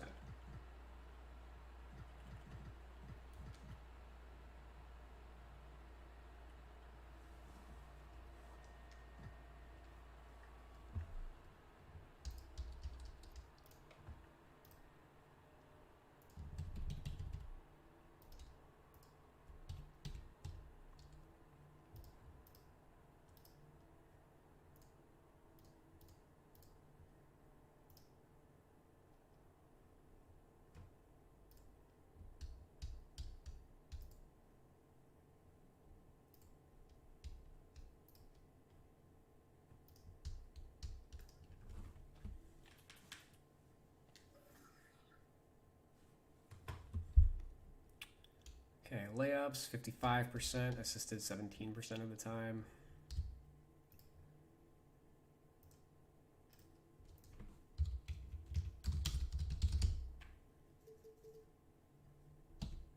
That's probably fine.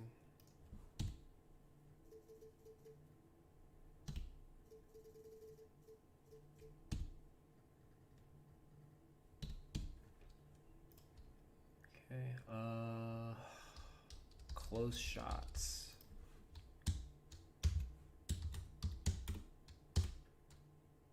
.152 of 367. 41.5%. Yeah, 76 is low.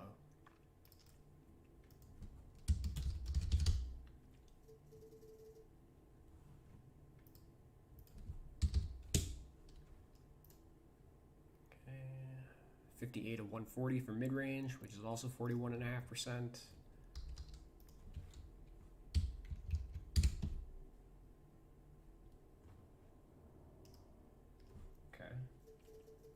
Getting him into the 80s for all those shot categories definitely changes his archetype. Only 34% on threes this year. 123 of 366. I think he had a shitty playoff.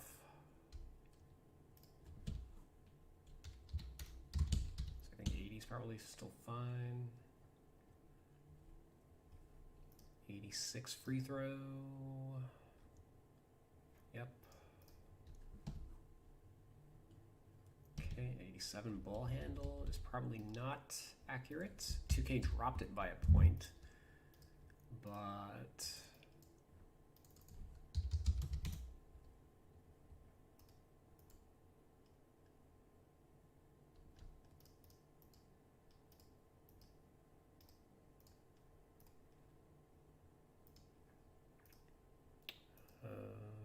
what did he do?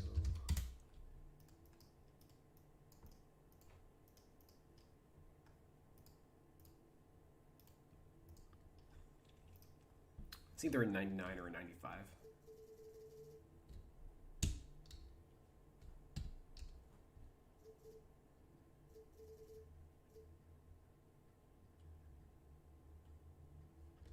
.45 driving dunk.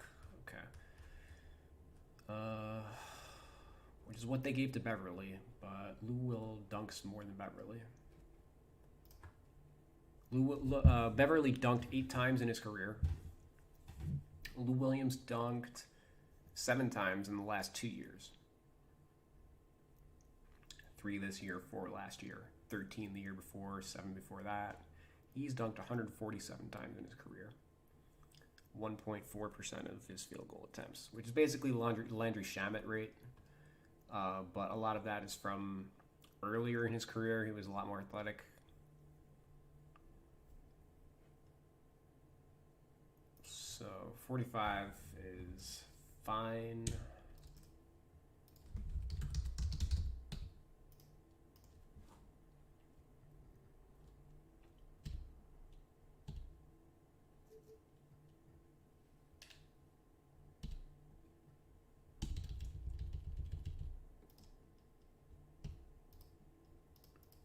Okay, 2K dropped his perimeter defense by 5 points. It's probably not accurate. Not that Lou Will is a great defender, just he's not an embarrassing defender either. His issue isn't that he's like a technically bad defender. He's just small, you know?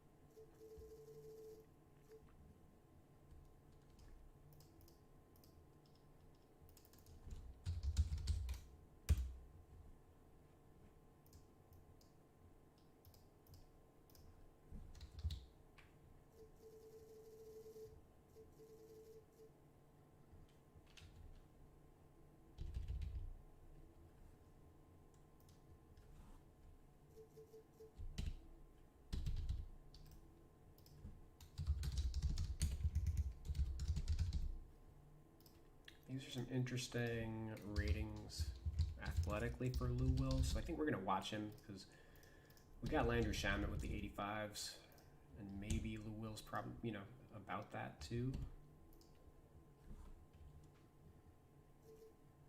So we'll check that out.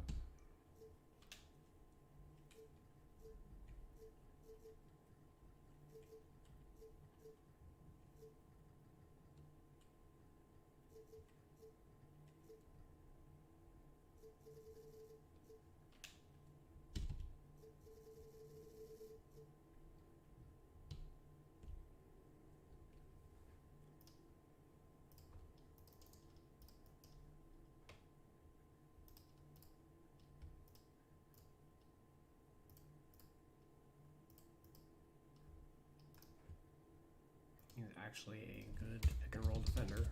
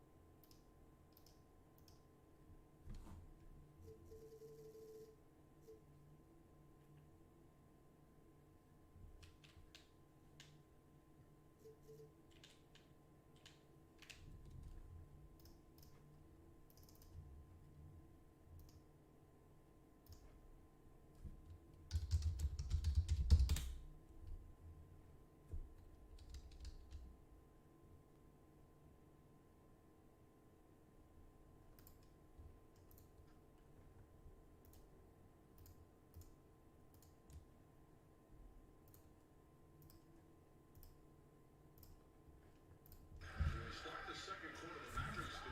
Reggie Jackson and J.J. Graham, neither were played in the first 3 games of this series as Lou Williams drills that. Seth Curry stripped from behind, lost the handle. Poor George with the defense. Alley-up goes to Michael Green. Doncic for very long. They just don't have enough weaponry. And I think this lineup on the floor can score. Their problem and challenge will be defensively for me. Everybody's had a problem defensively with Lou Williams. Drafted back in 2006 out of Northeastern, part of the championship team, and made big buckets the year they won the title. What a wonderful career he's had. Unbelievable. And can still be effective on a given night. Hardaway getting something going offensively. He's 1 for 6. JaMychal Green, corner 3. They're just 2 for 11 from downtown.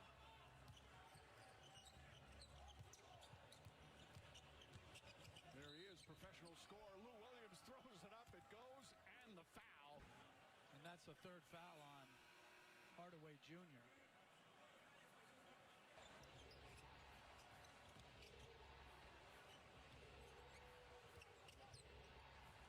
Lou Williams makes his drive, off 1 foot, rattles it in. Mavericks rolling right now here in the 3rd quarter, up by 9.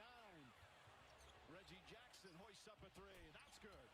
Williams, Doncic daring him to shoot. Now Williams gets into the paint, kicks it out in the corner. Leonard for 3. That's good now. For the Kobe, he is missed and truly appreciated forever.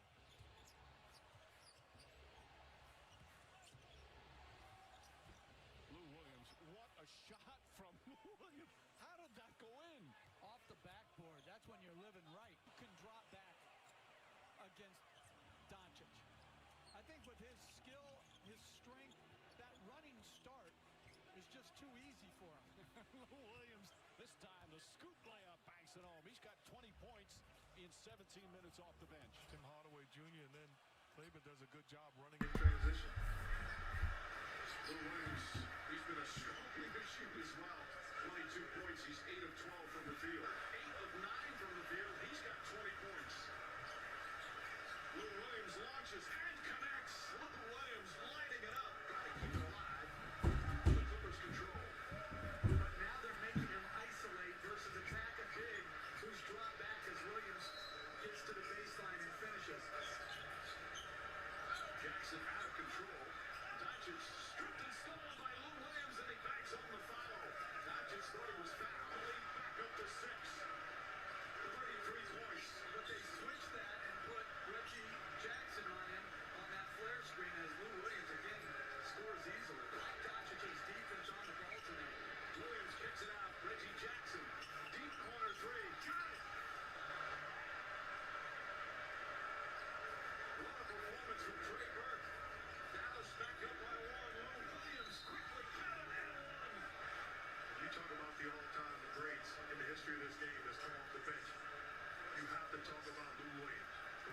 scores the basketball time and time again when called upon. Just a spectacular, spectacular.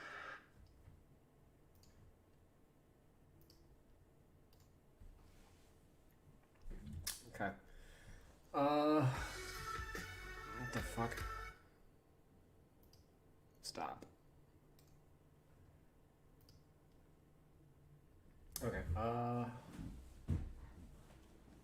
Think we do that. I generally like to have the point guards with higher acceleration than speed. So yeah, Lou Williams' foot speed heading into his 30s is not the greatest in the world from what we saw. Landry Shamet's definitely faster.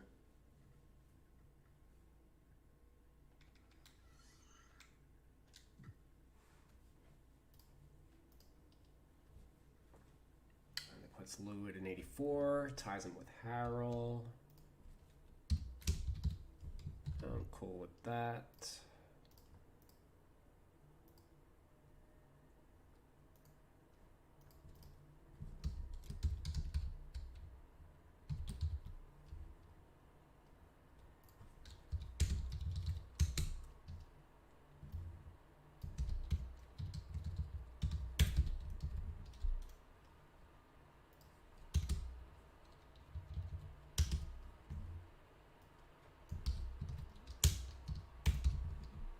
Okay, this should rank him as my highest rated point guard at the moment.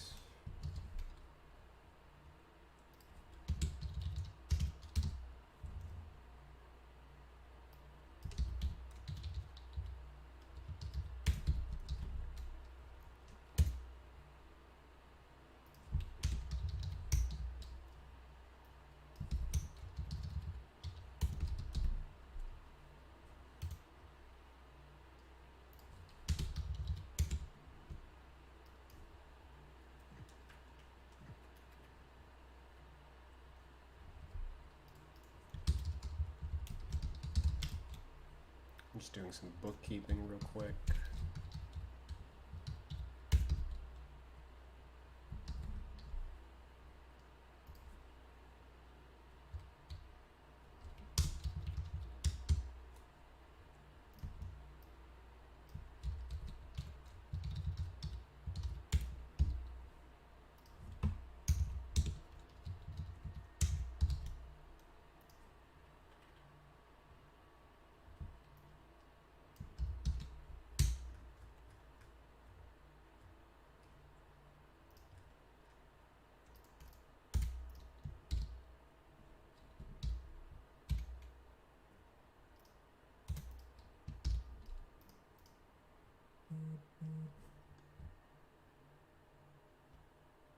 Okay, so point guards are done.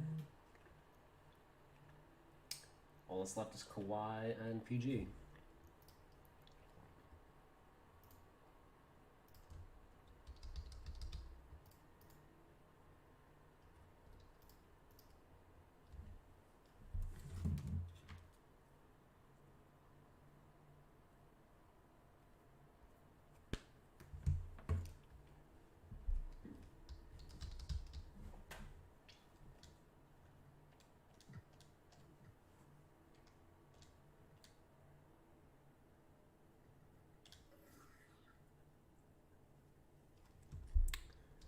Alrighty.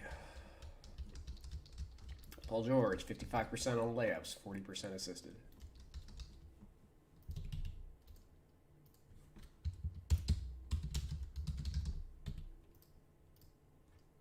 And not a high volume, only 96 layups this year.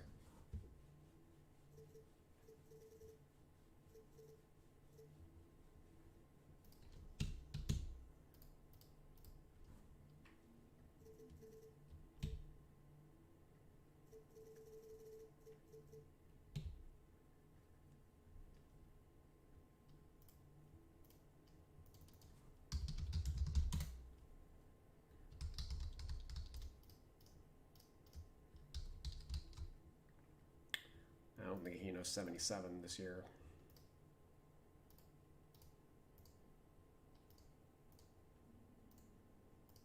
Yeah, post game, He's not at the Kawhi Leonard level. Let's put it that way. 2K dropped him by 1 point. Great work, guys.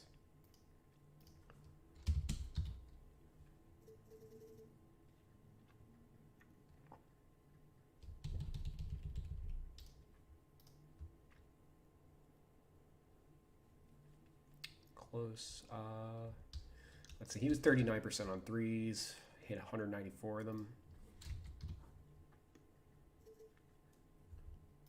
Mid-range, 43 of 116, 37%.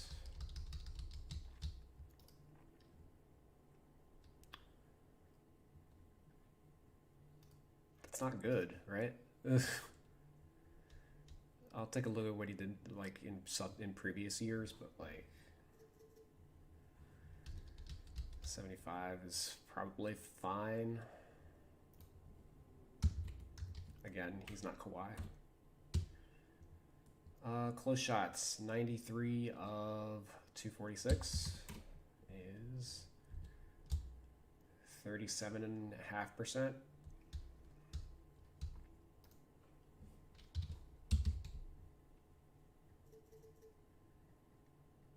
So beyond like the 3-point shot, he's pretty inefficient as a scorer this year.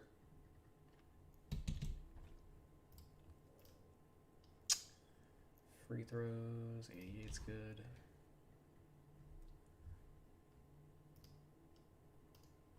They had the audacity to raise his ball handle rating.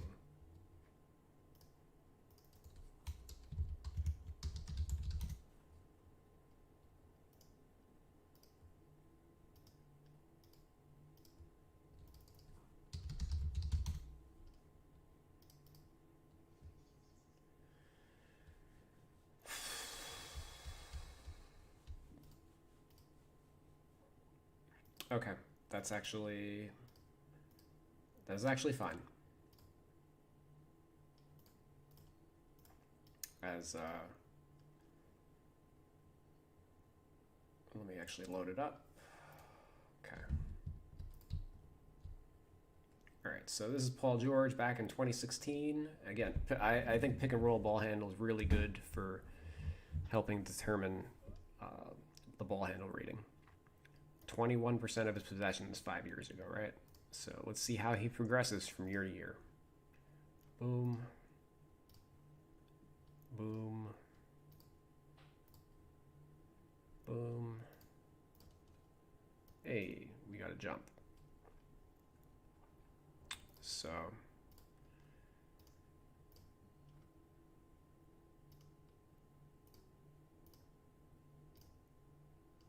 he jumped by like 12%, and like almost doubled from what he did in like 2017.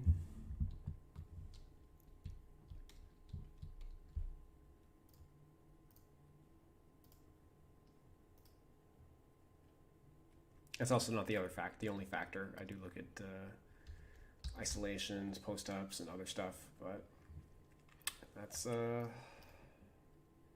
and it makes sense because this is like the first year that he played the 2-guard.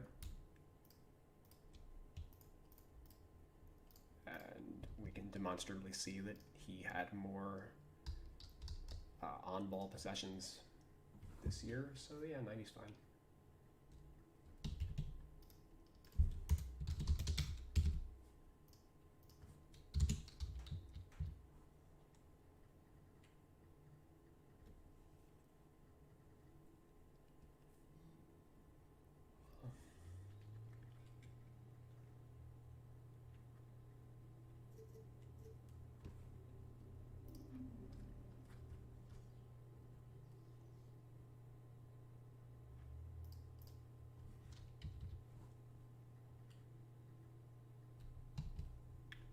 Those dunk ratings are probably not fine, though.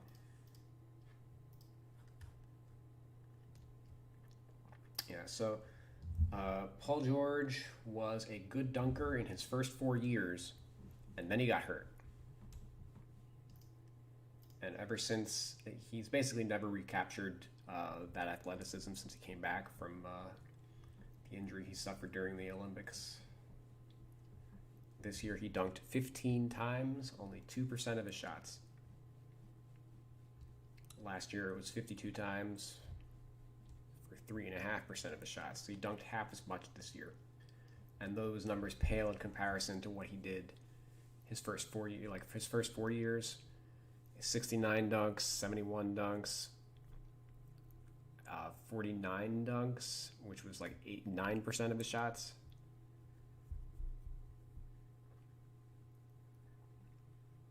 So he's definitely, as he's gotten older, relied a lot more on his jump shot than his like slashing ability. I wouldn't even consider him really a slasher at this stage.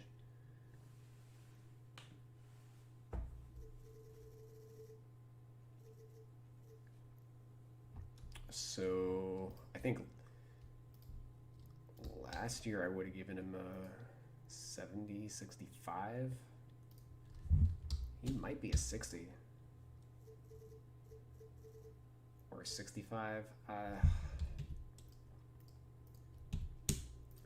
I'll like tentatively give him a 65. But if it continues into next year, I think it's a clear. I can clearly drop that a tier.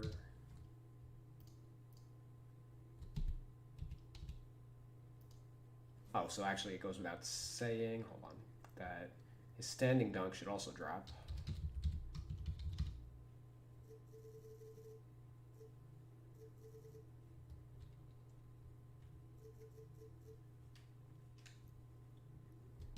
As he does not get those at all.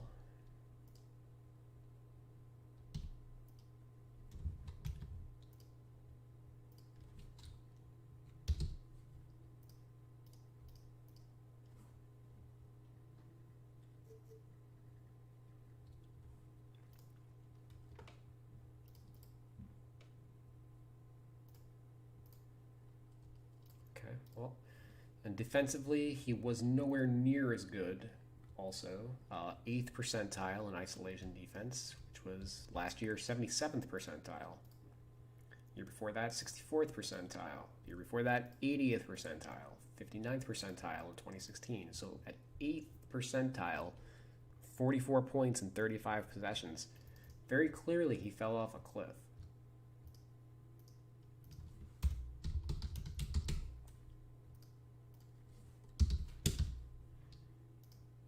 Now, because it's only 35 possessions, I'm not going to freak out about it. But, like, that's... Like, last year was 55 points in 72 possessions. And this year it's 44 points in only 35 possessions. So, let me see what he did in the playoffs. Playoffs, 13 points, 13 possessions. Oof. He's another one that, like... we're tentatively going to give him an 85. I'm not going to drop him off the cliff just yet, but it's something to keep an eye on. I can definitely see him dropping to like an 80 here, depending on how the start of next season goes.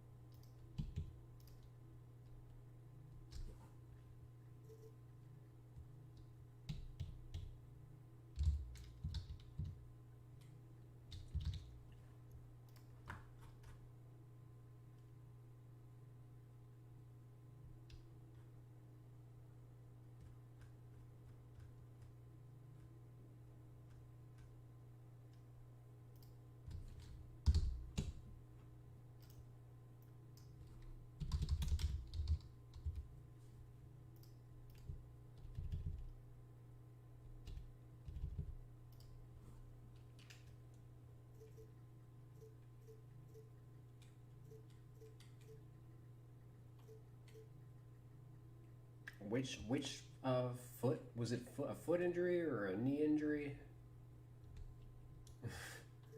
I don't know what the point of 2K having these durability injuries is in the game is if they're not even going to follow up on them.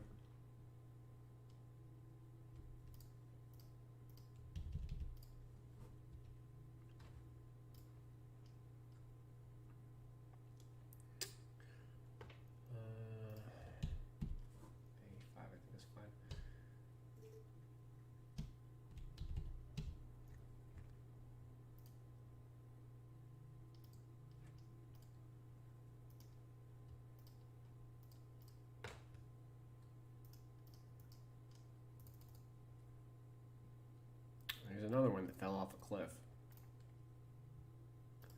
So he was 18th percentile this year. 160 points and 160 possessions in pick and roll defense. 18th percentile. Last year he was 88th percentile.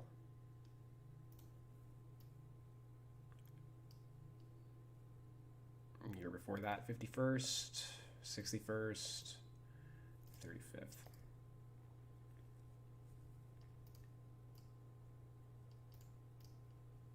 So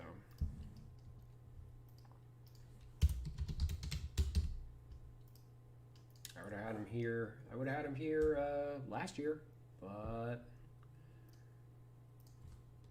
it's another one that we got to see how he rebounds. I can see this dropping even further if he doesn't.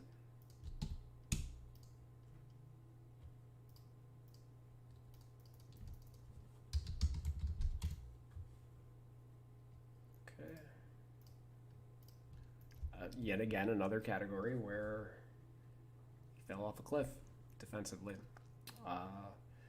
25th percentile in spot-up defense.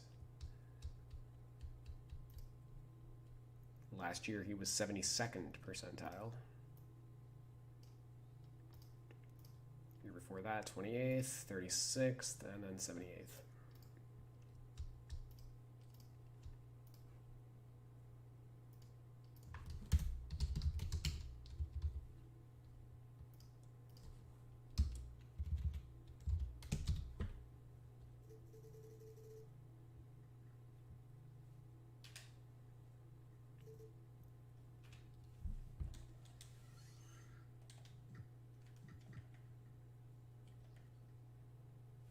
Okay. That drops George to an 89, which I'm hype about. Very, very hype about. Because he did not make the All-Star team this year. He was trash in the playoffs.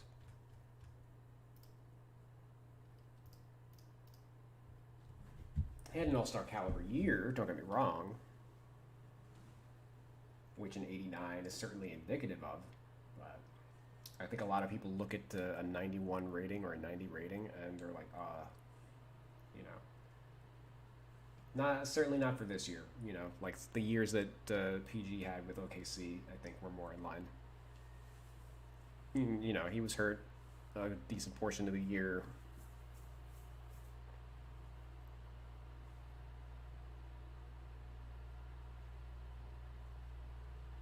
But at age 30, yeah, I mean, his best days are behind him.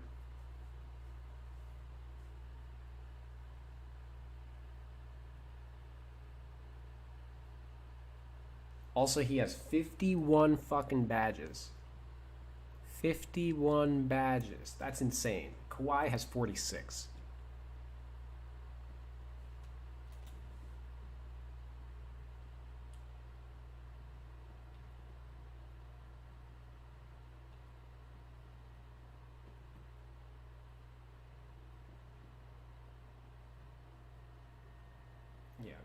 I can see a lot of these getting downgraded or outright removed.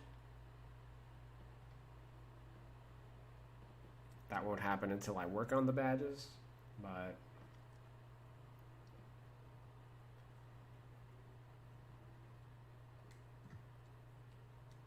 so maybe he drops to like an 87 overall.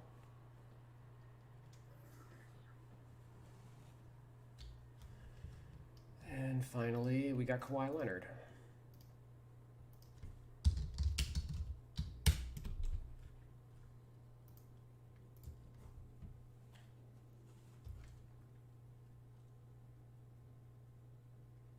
%52 on layups, 30% assisted.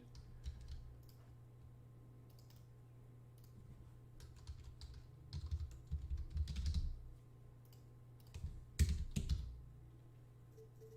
think we do that. Let me just see what he did last year with the Raptors.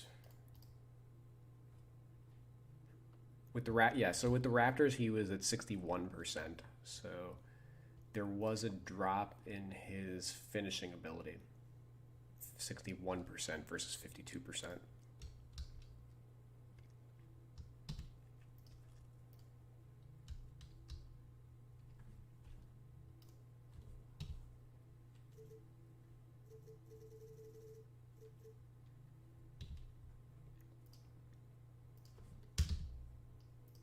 They were nice enough to boost his post by 1 point.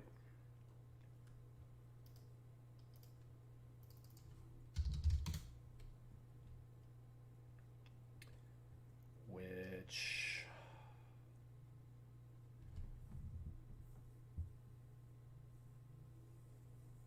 yeah.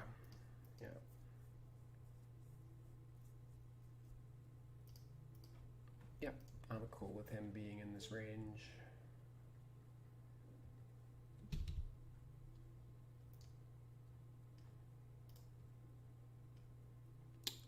Close shot is definitely going to be in the 90s. Let's see. Threes, 37%, 147 at 398. He's assisted 67% of the time.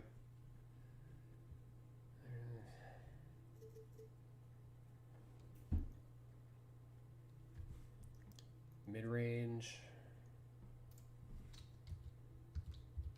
Well, for all the people that complain about him having a lower mid-range than Giannis,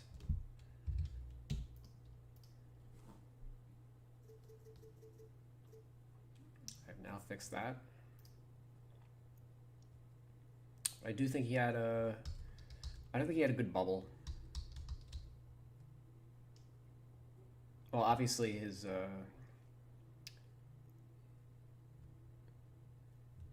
well, actually, no. He had a good. He played good in the playoffs too. His shooting didn't suffer there. Just he was at. I had his mid range pre bubble at like 92. Versus now I got it at 88. So there's a slight drop in efficiency.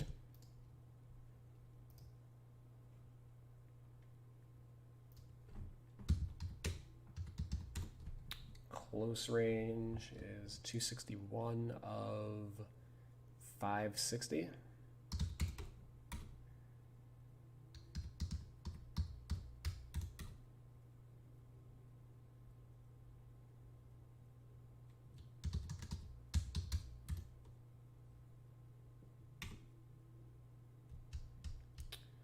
Yeah, 46.5%.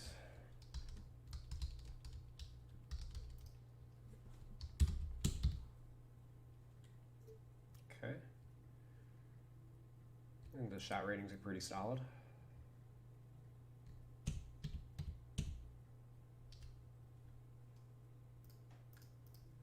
Okay, pretty sure that's going there, which puts him on par with Paul George.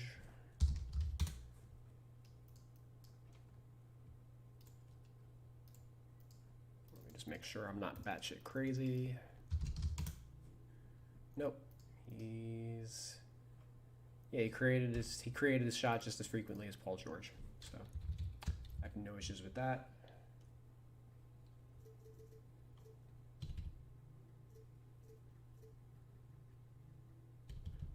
Dunk will visit in a second. 99.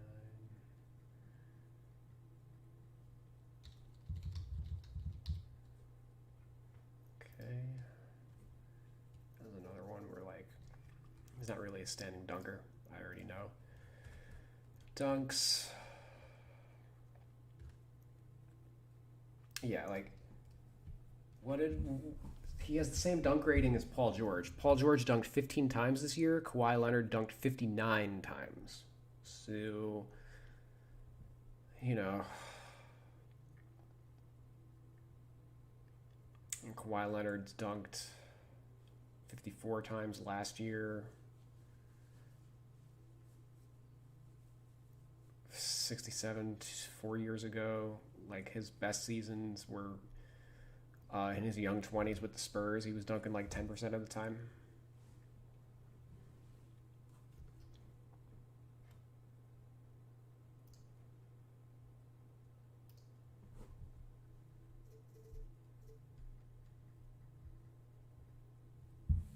So 80, I don't know, like, looking at Kawhi right now makes me want to put Paul George at like a 60. But we'll leave poor PG. Realistically, it's the badges actually that got to get stripped from PG. Like, if Paul George still has posterizer, that's like a joke. Okay, I got a feeling that some of his defensive badges might take a little bit of a hit, but well, definitely not isolation. And I've still got 95. Post defense, let's see. Oof, yeah, post defense wasn't great this year. 16th percentile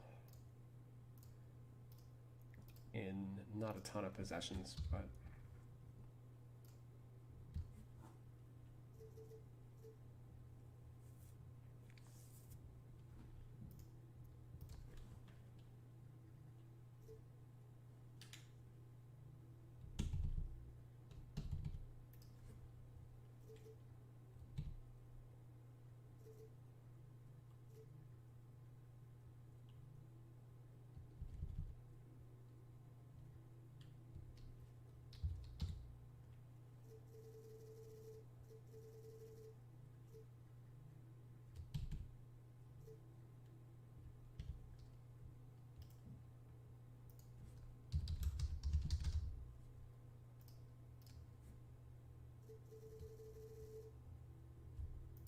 actually no, let's 85 him.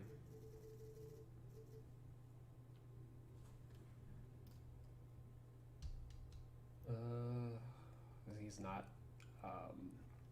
Pat Beverly. Stamina. I don't care about the regular season. He played 32 MPG in the regular season. Playoffs. Nah, we'll 99 him.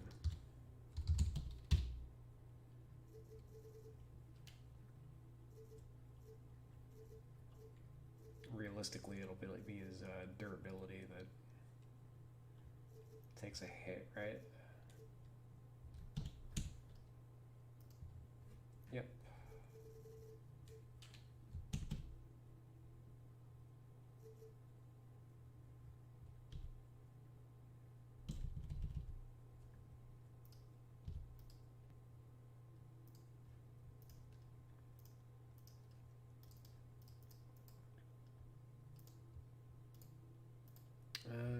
Pick and roll defense, 61st percentile. Last year, 63rd. Year before that, 51st, 68th, and 89th. He's a solid pick and roll defender, not the greatest in the world.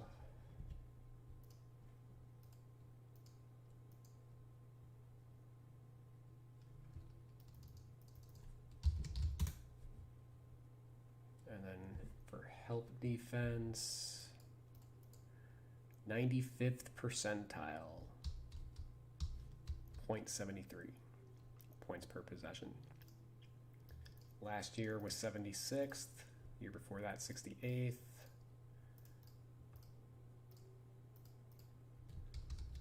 Okay. So last year I would have had him at 90. I think we can bump him to a 95.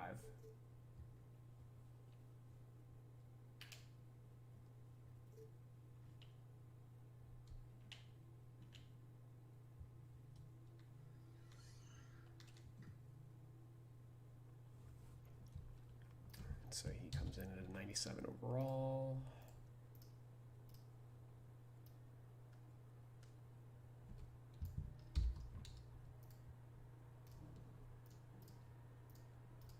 But once we do some badges, maybe he goes up.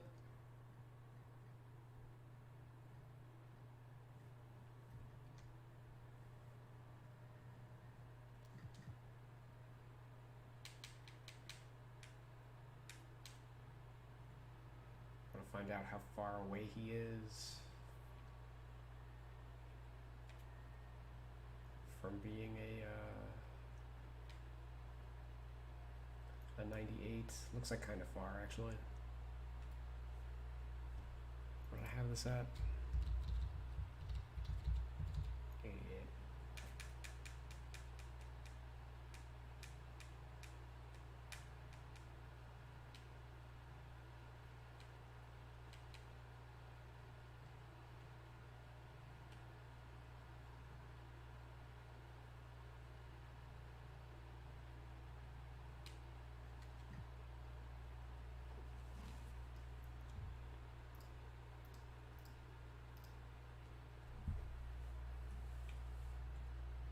Okay, but that's the Clippers. They are done. Well, done minus the badges. But I'm digging the way these turned out. Here's the point guards, shooting guards, small forwards, power forwards, and the centers.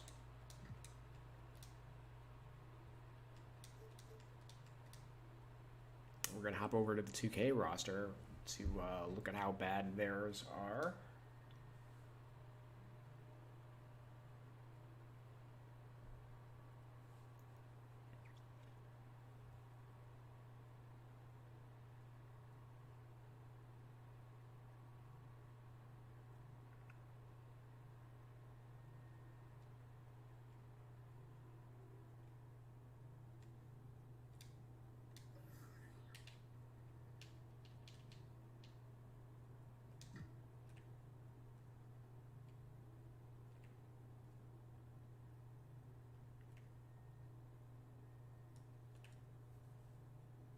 They have Jermichael Green behind Pat Patterson.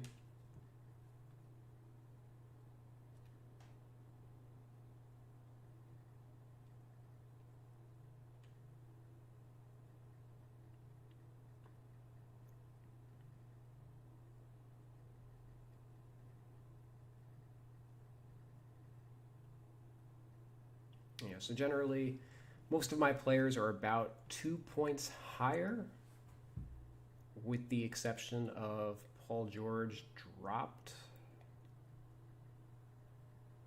Pat Beverly ended up being 4 points higher. Zubac is 4 points higher. And Jermichael Green is 6 points higher.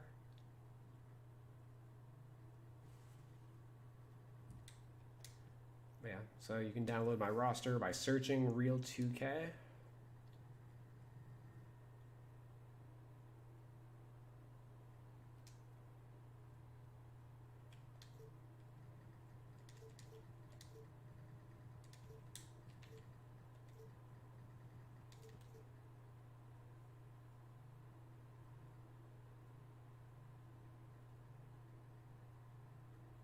And we're obviously the one with 37,000 downloads.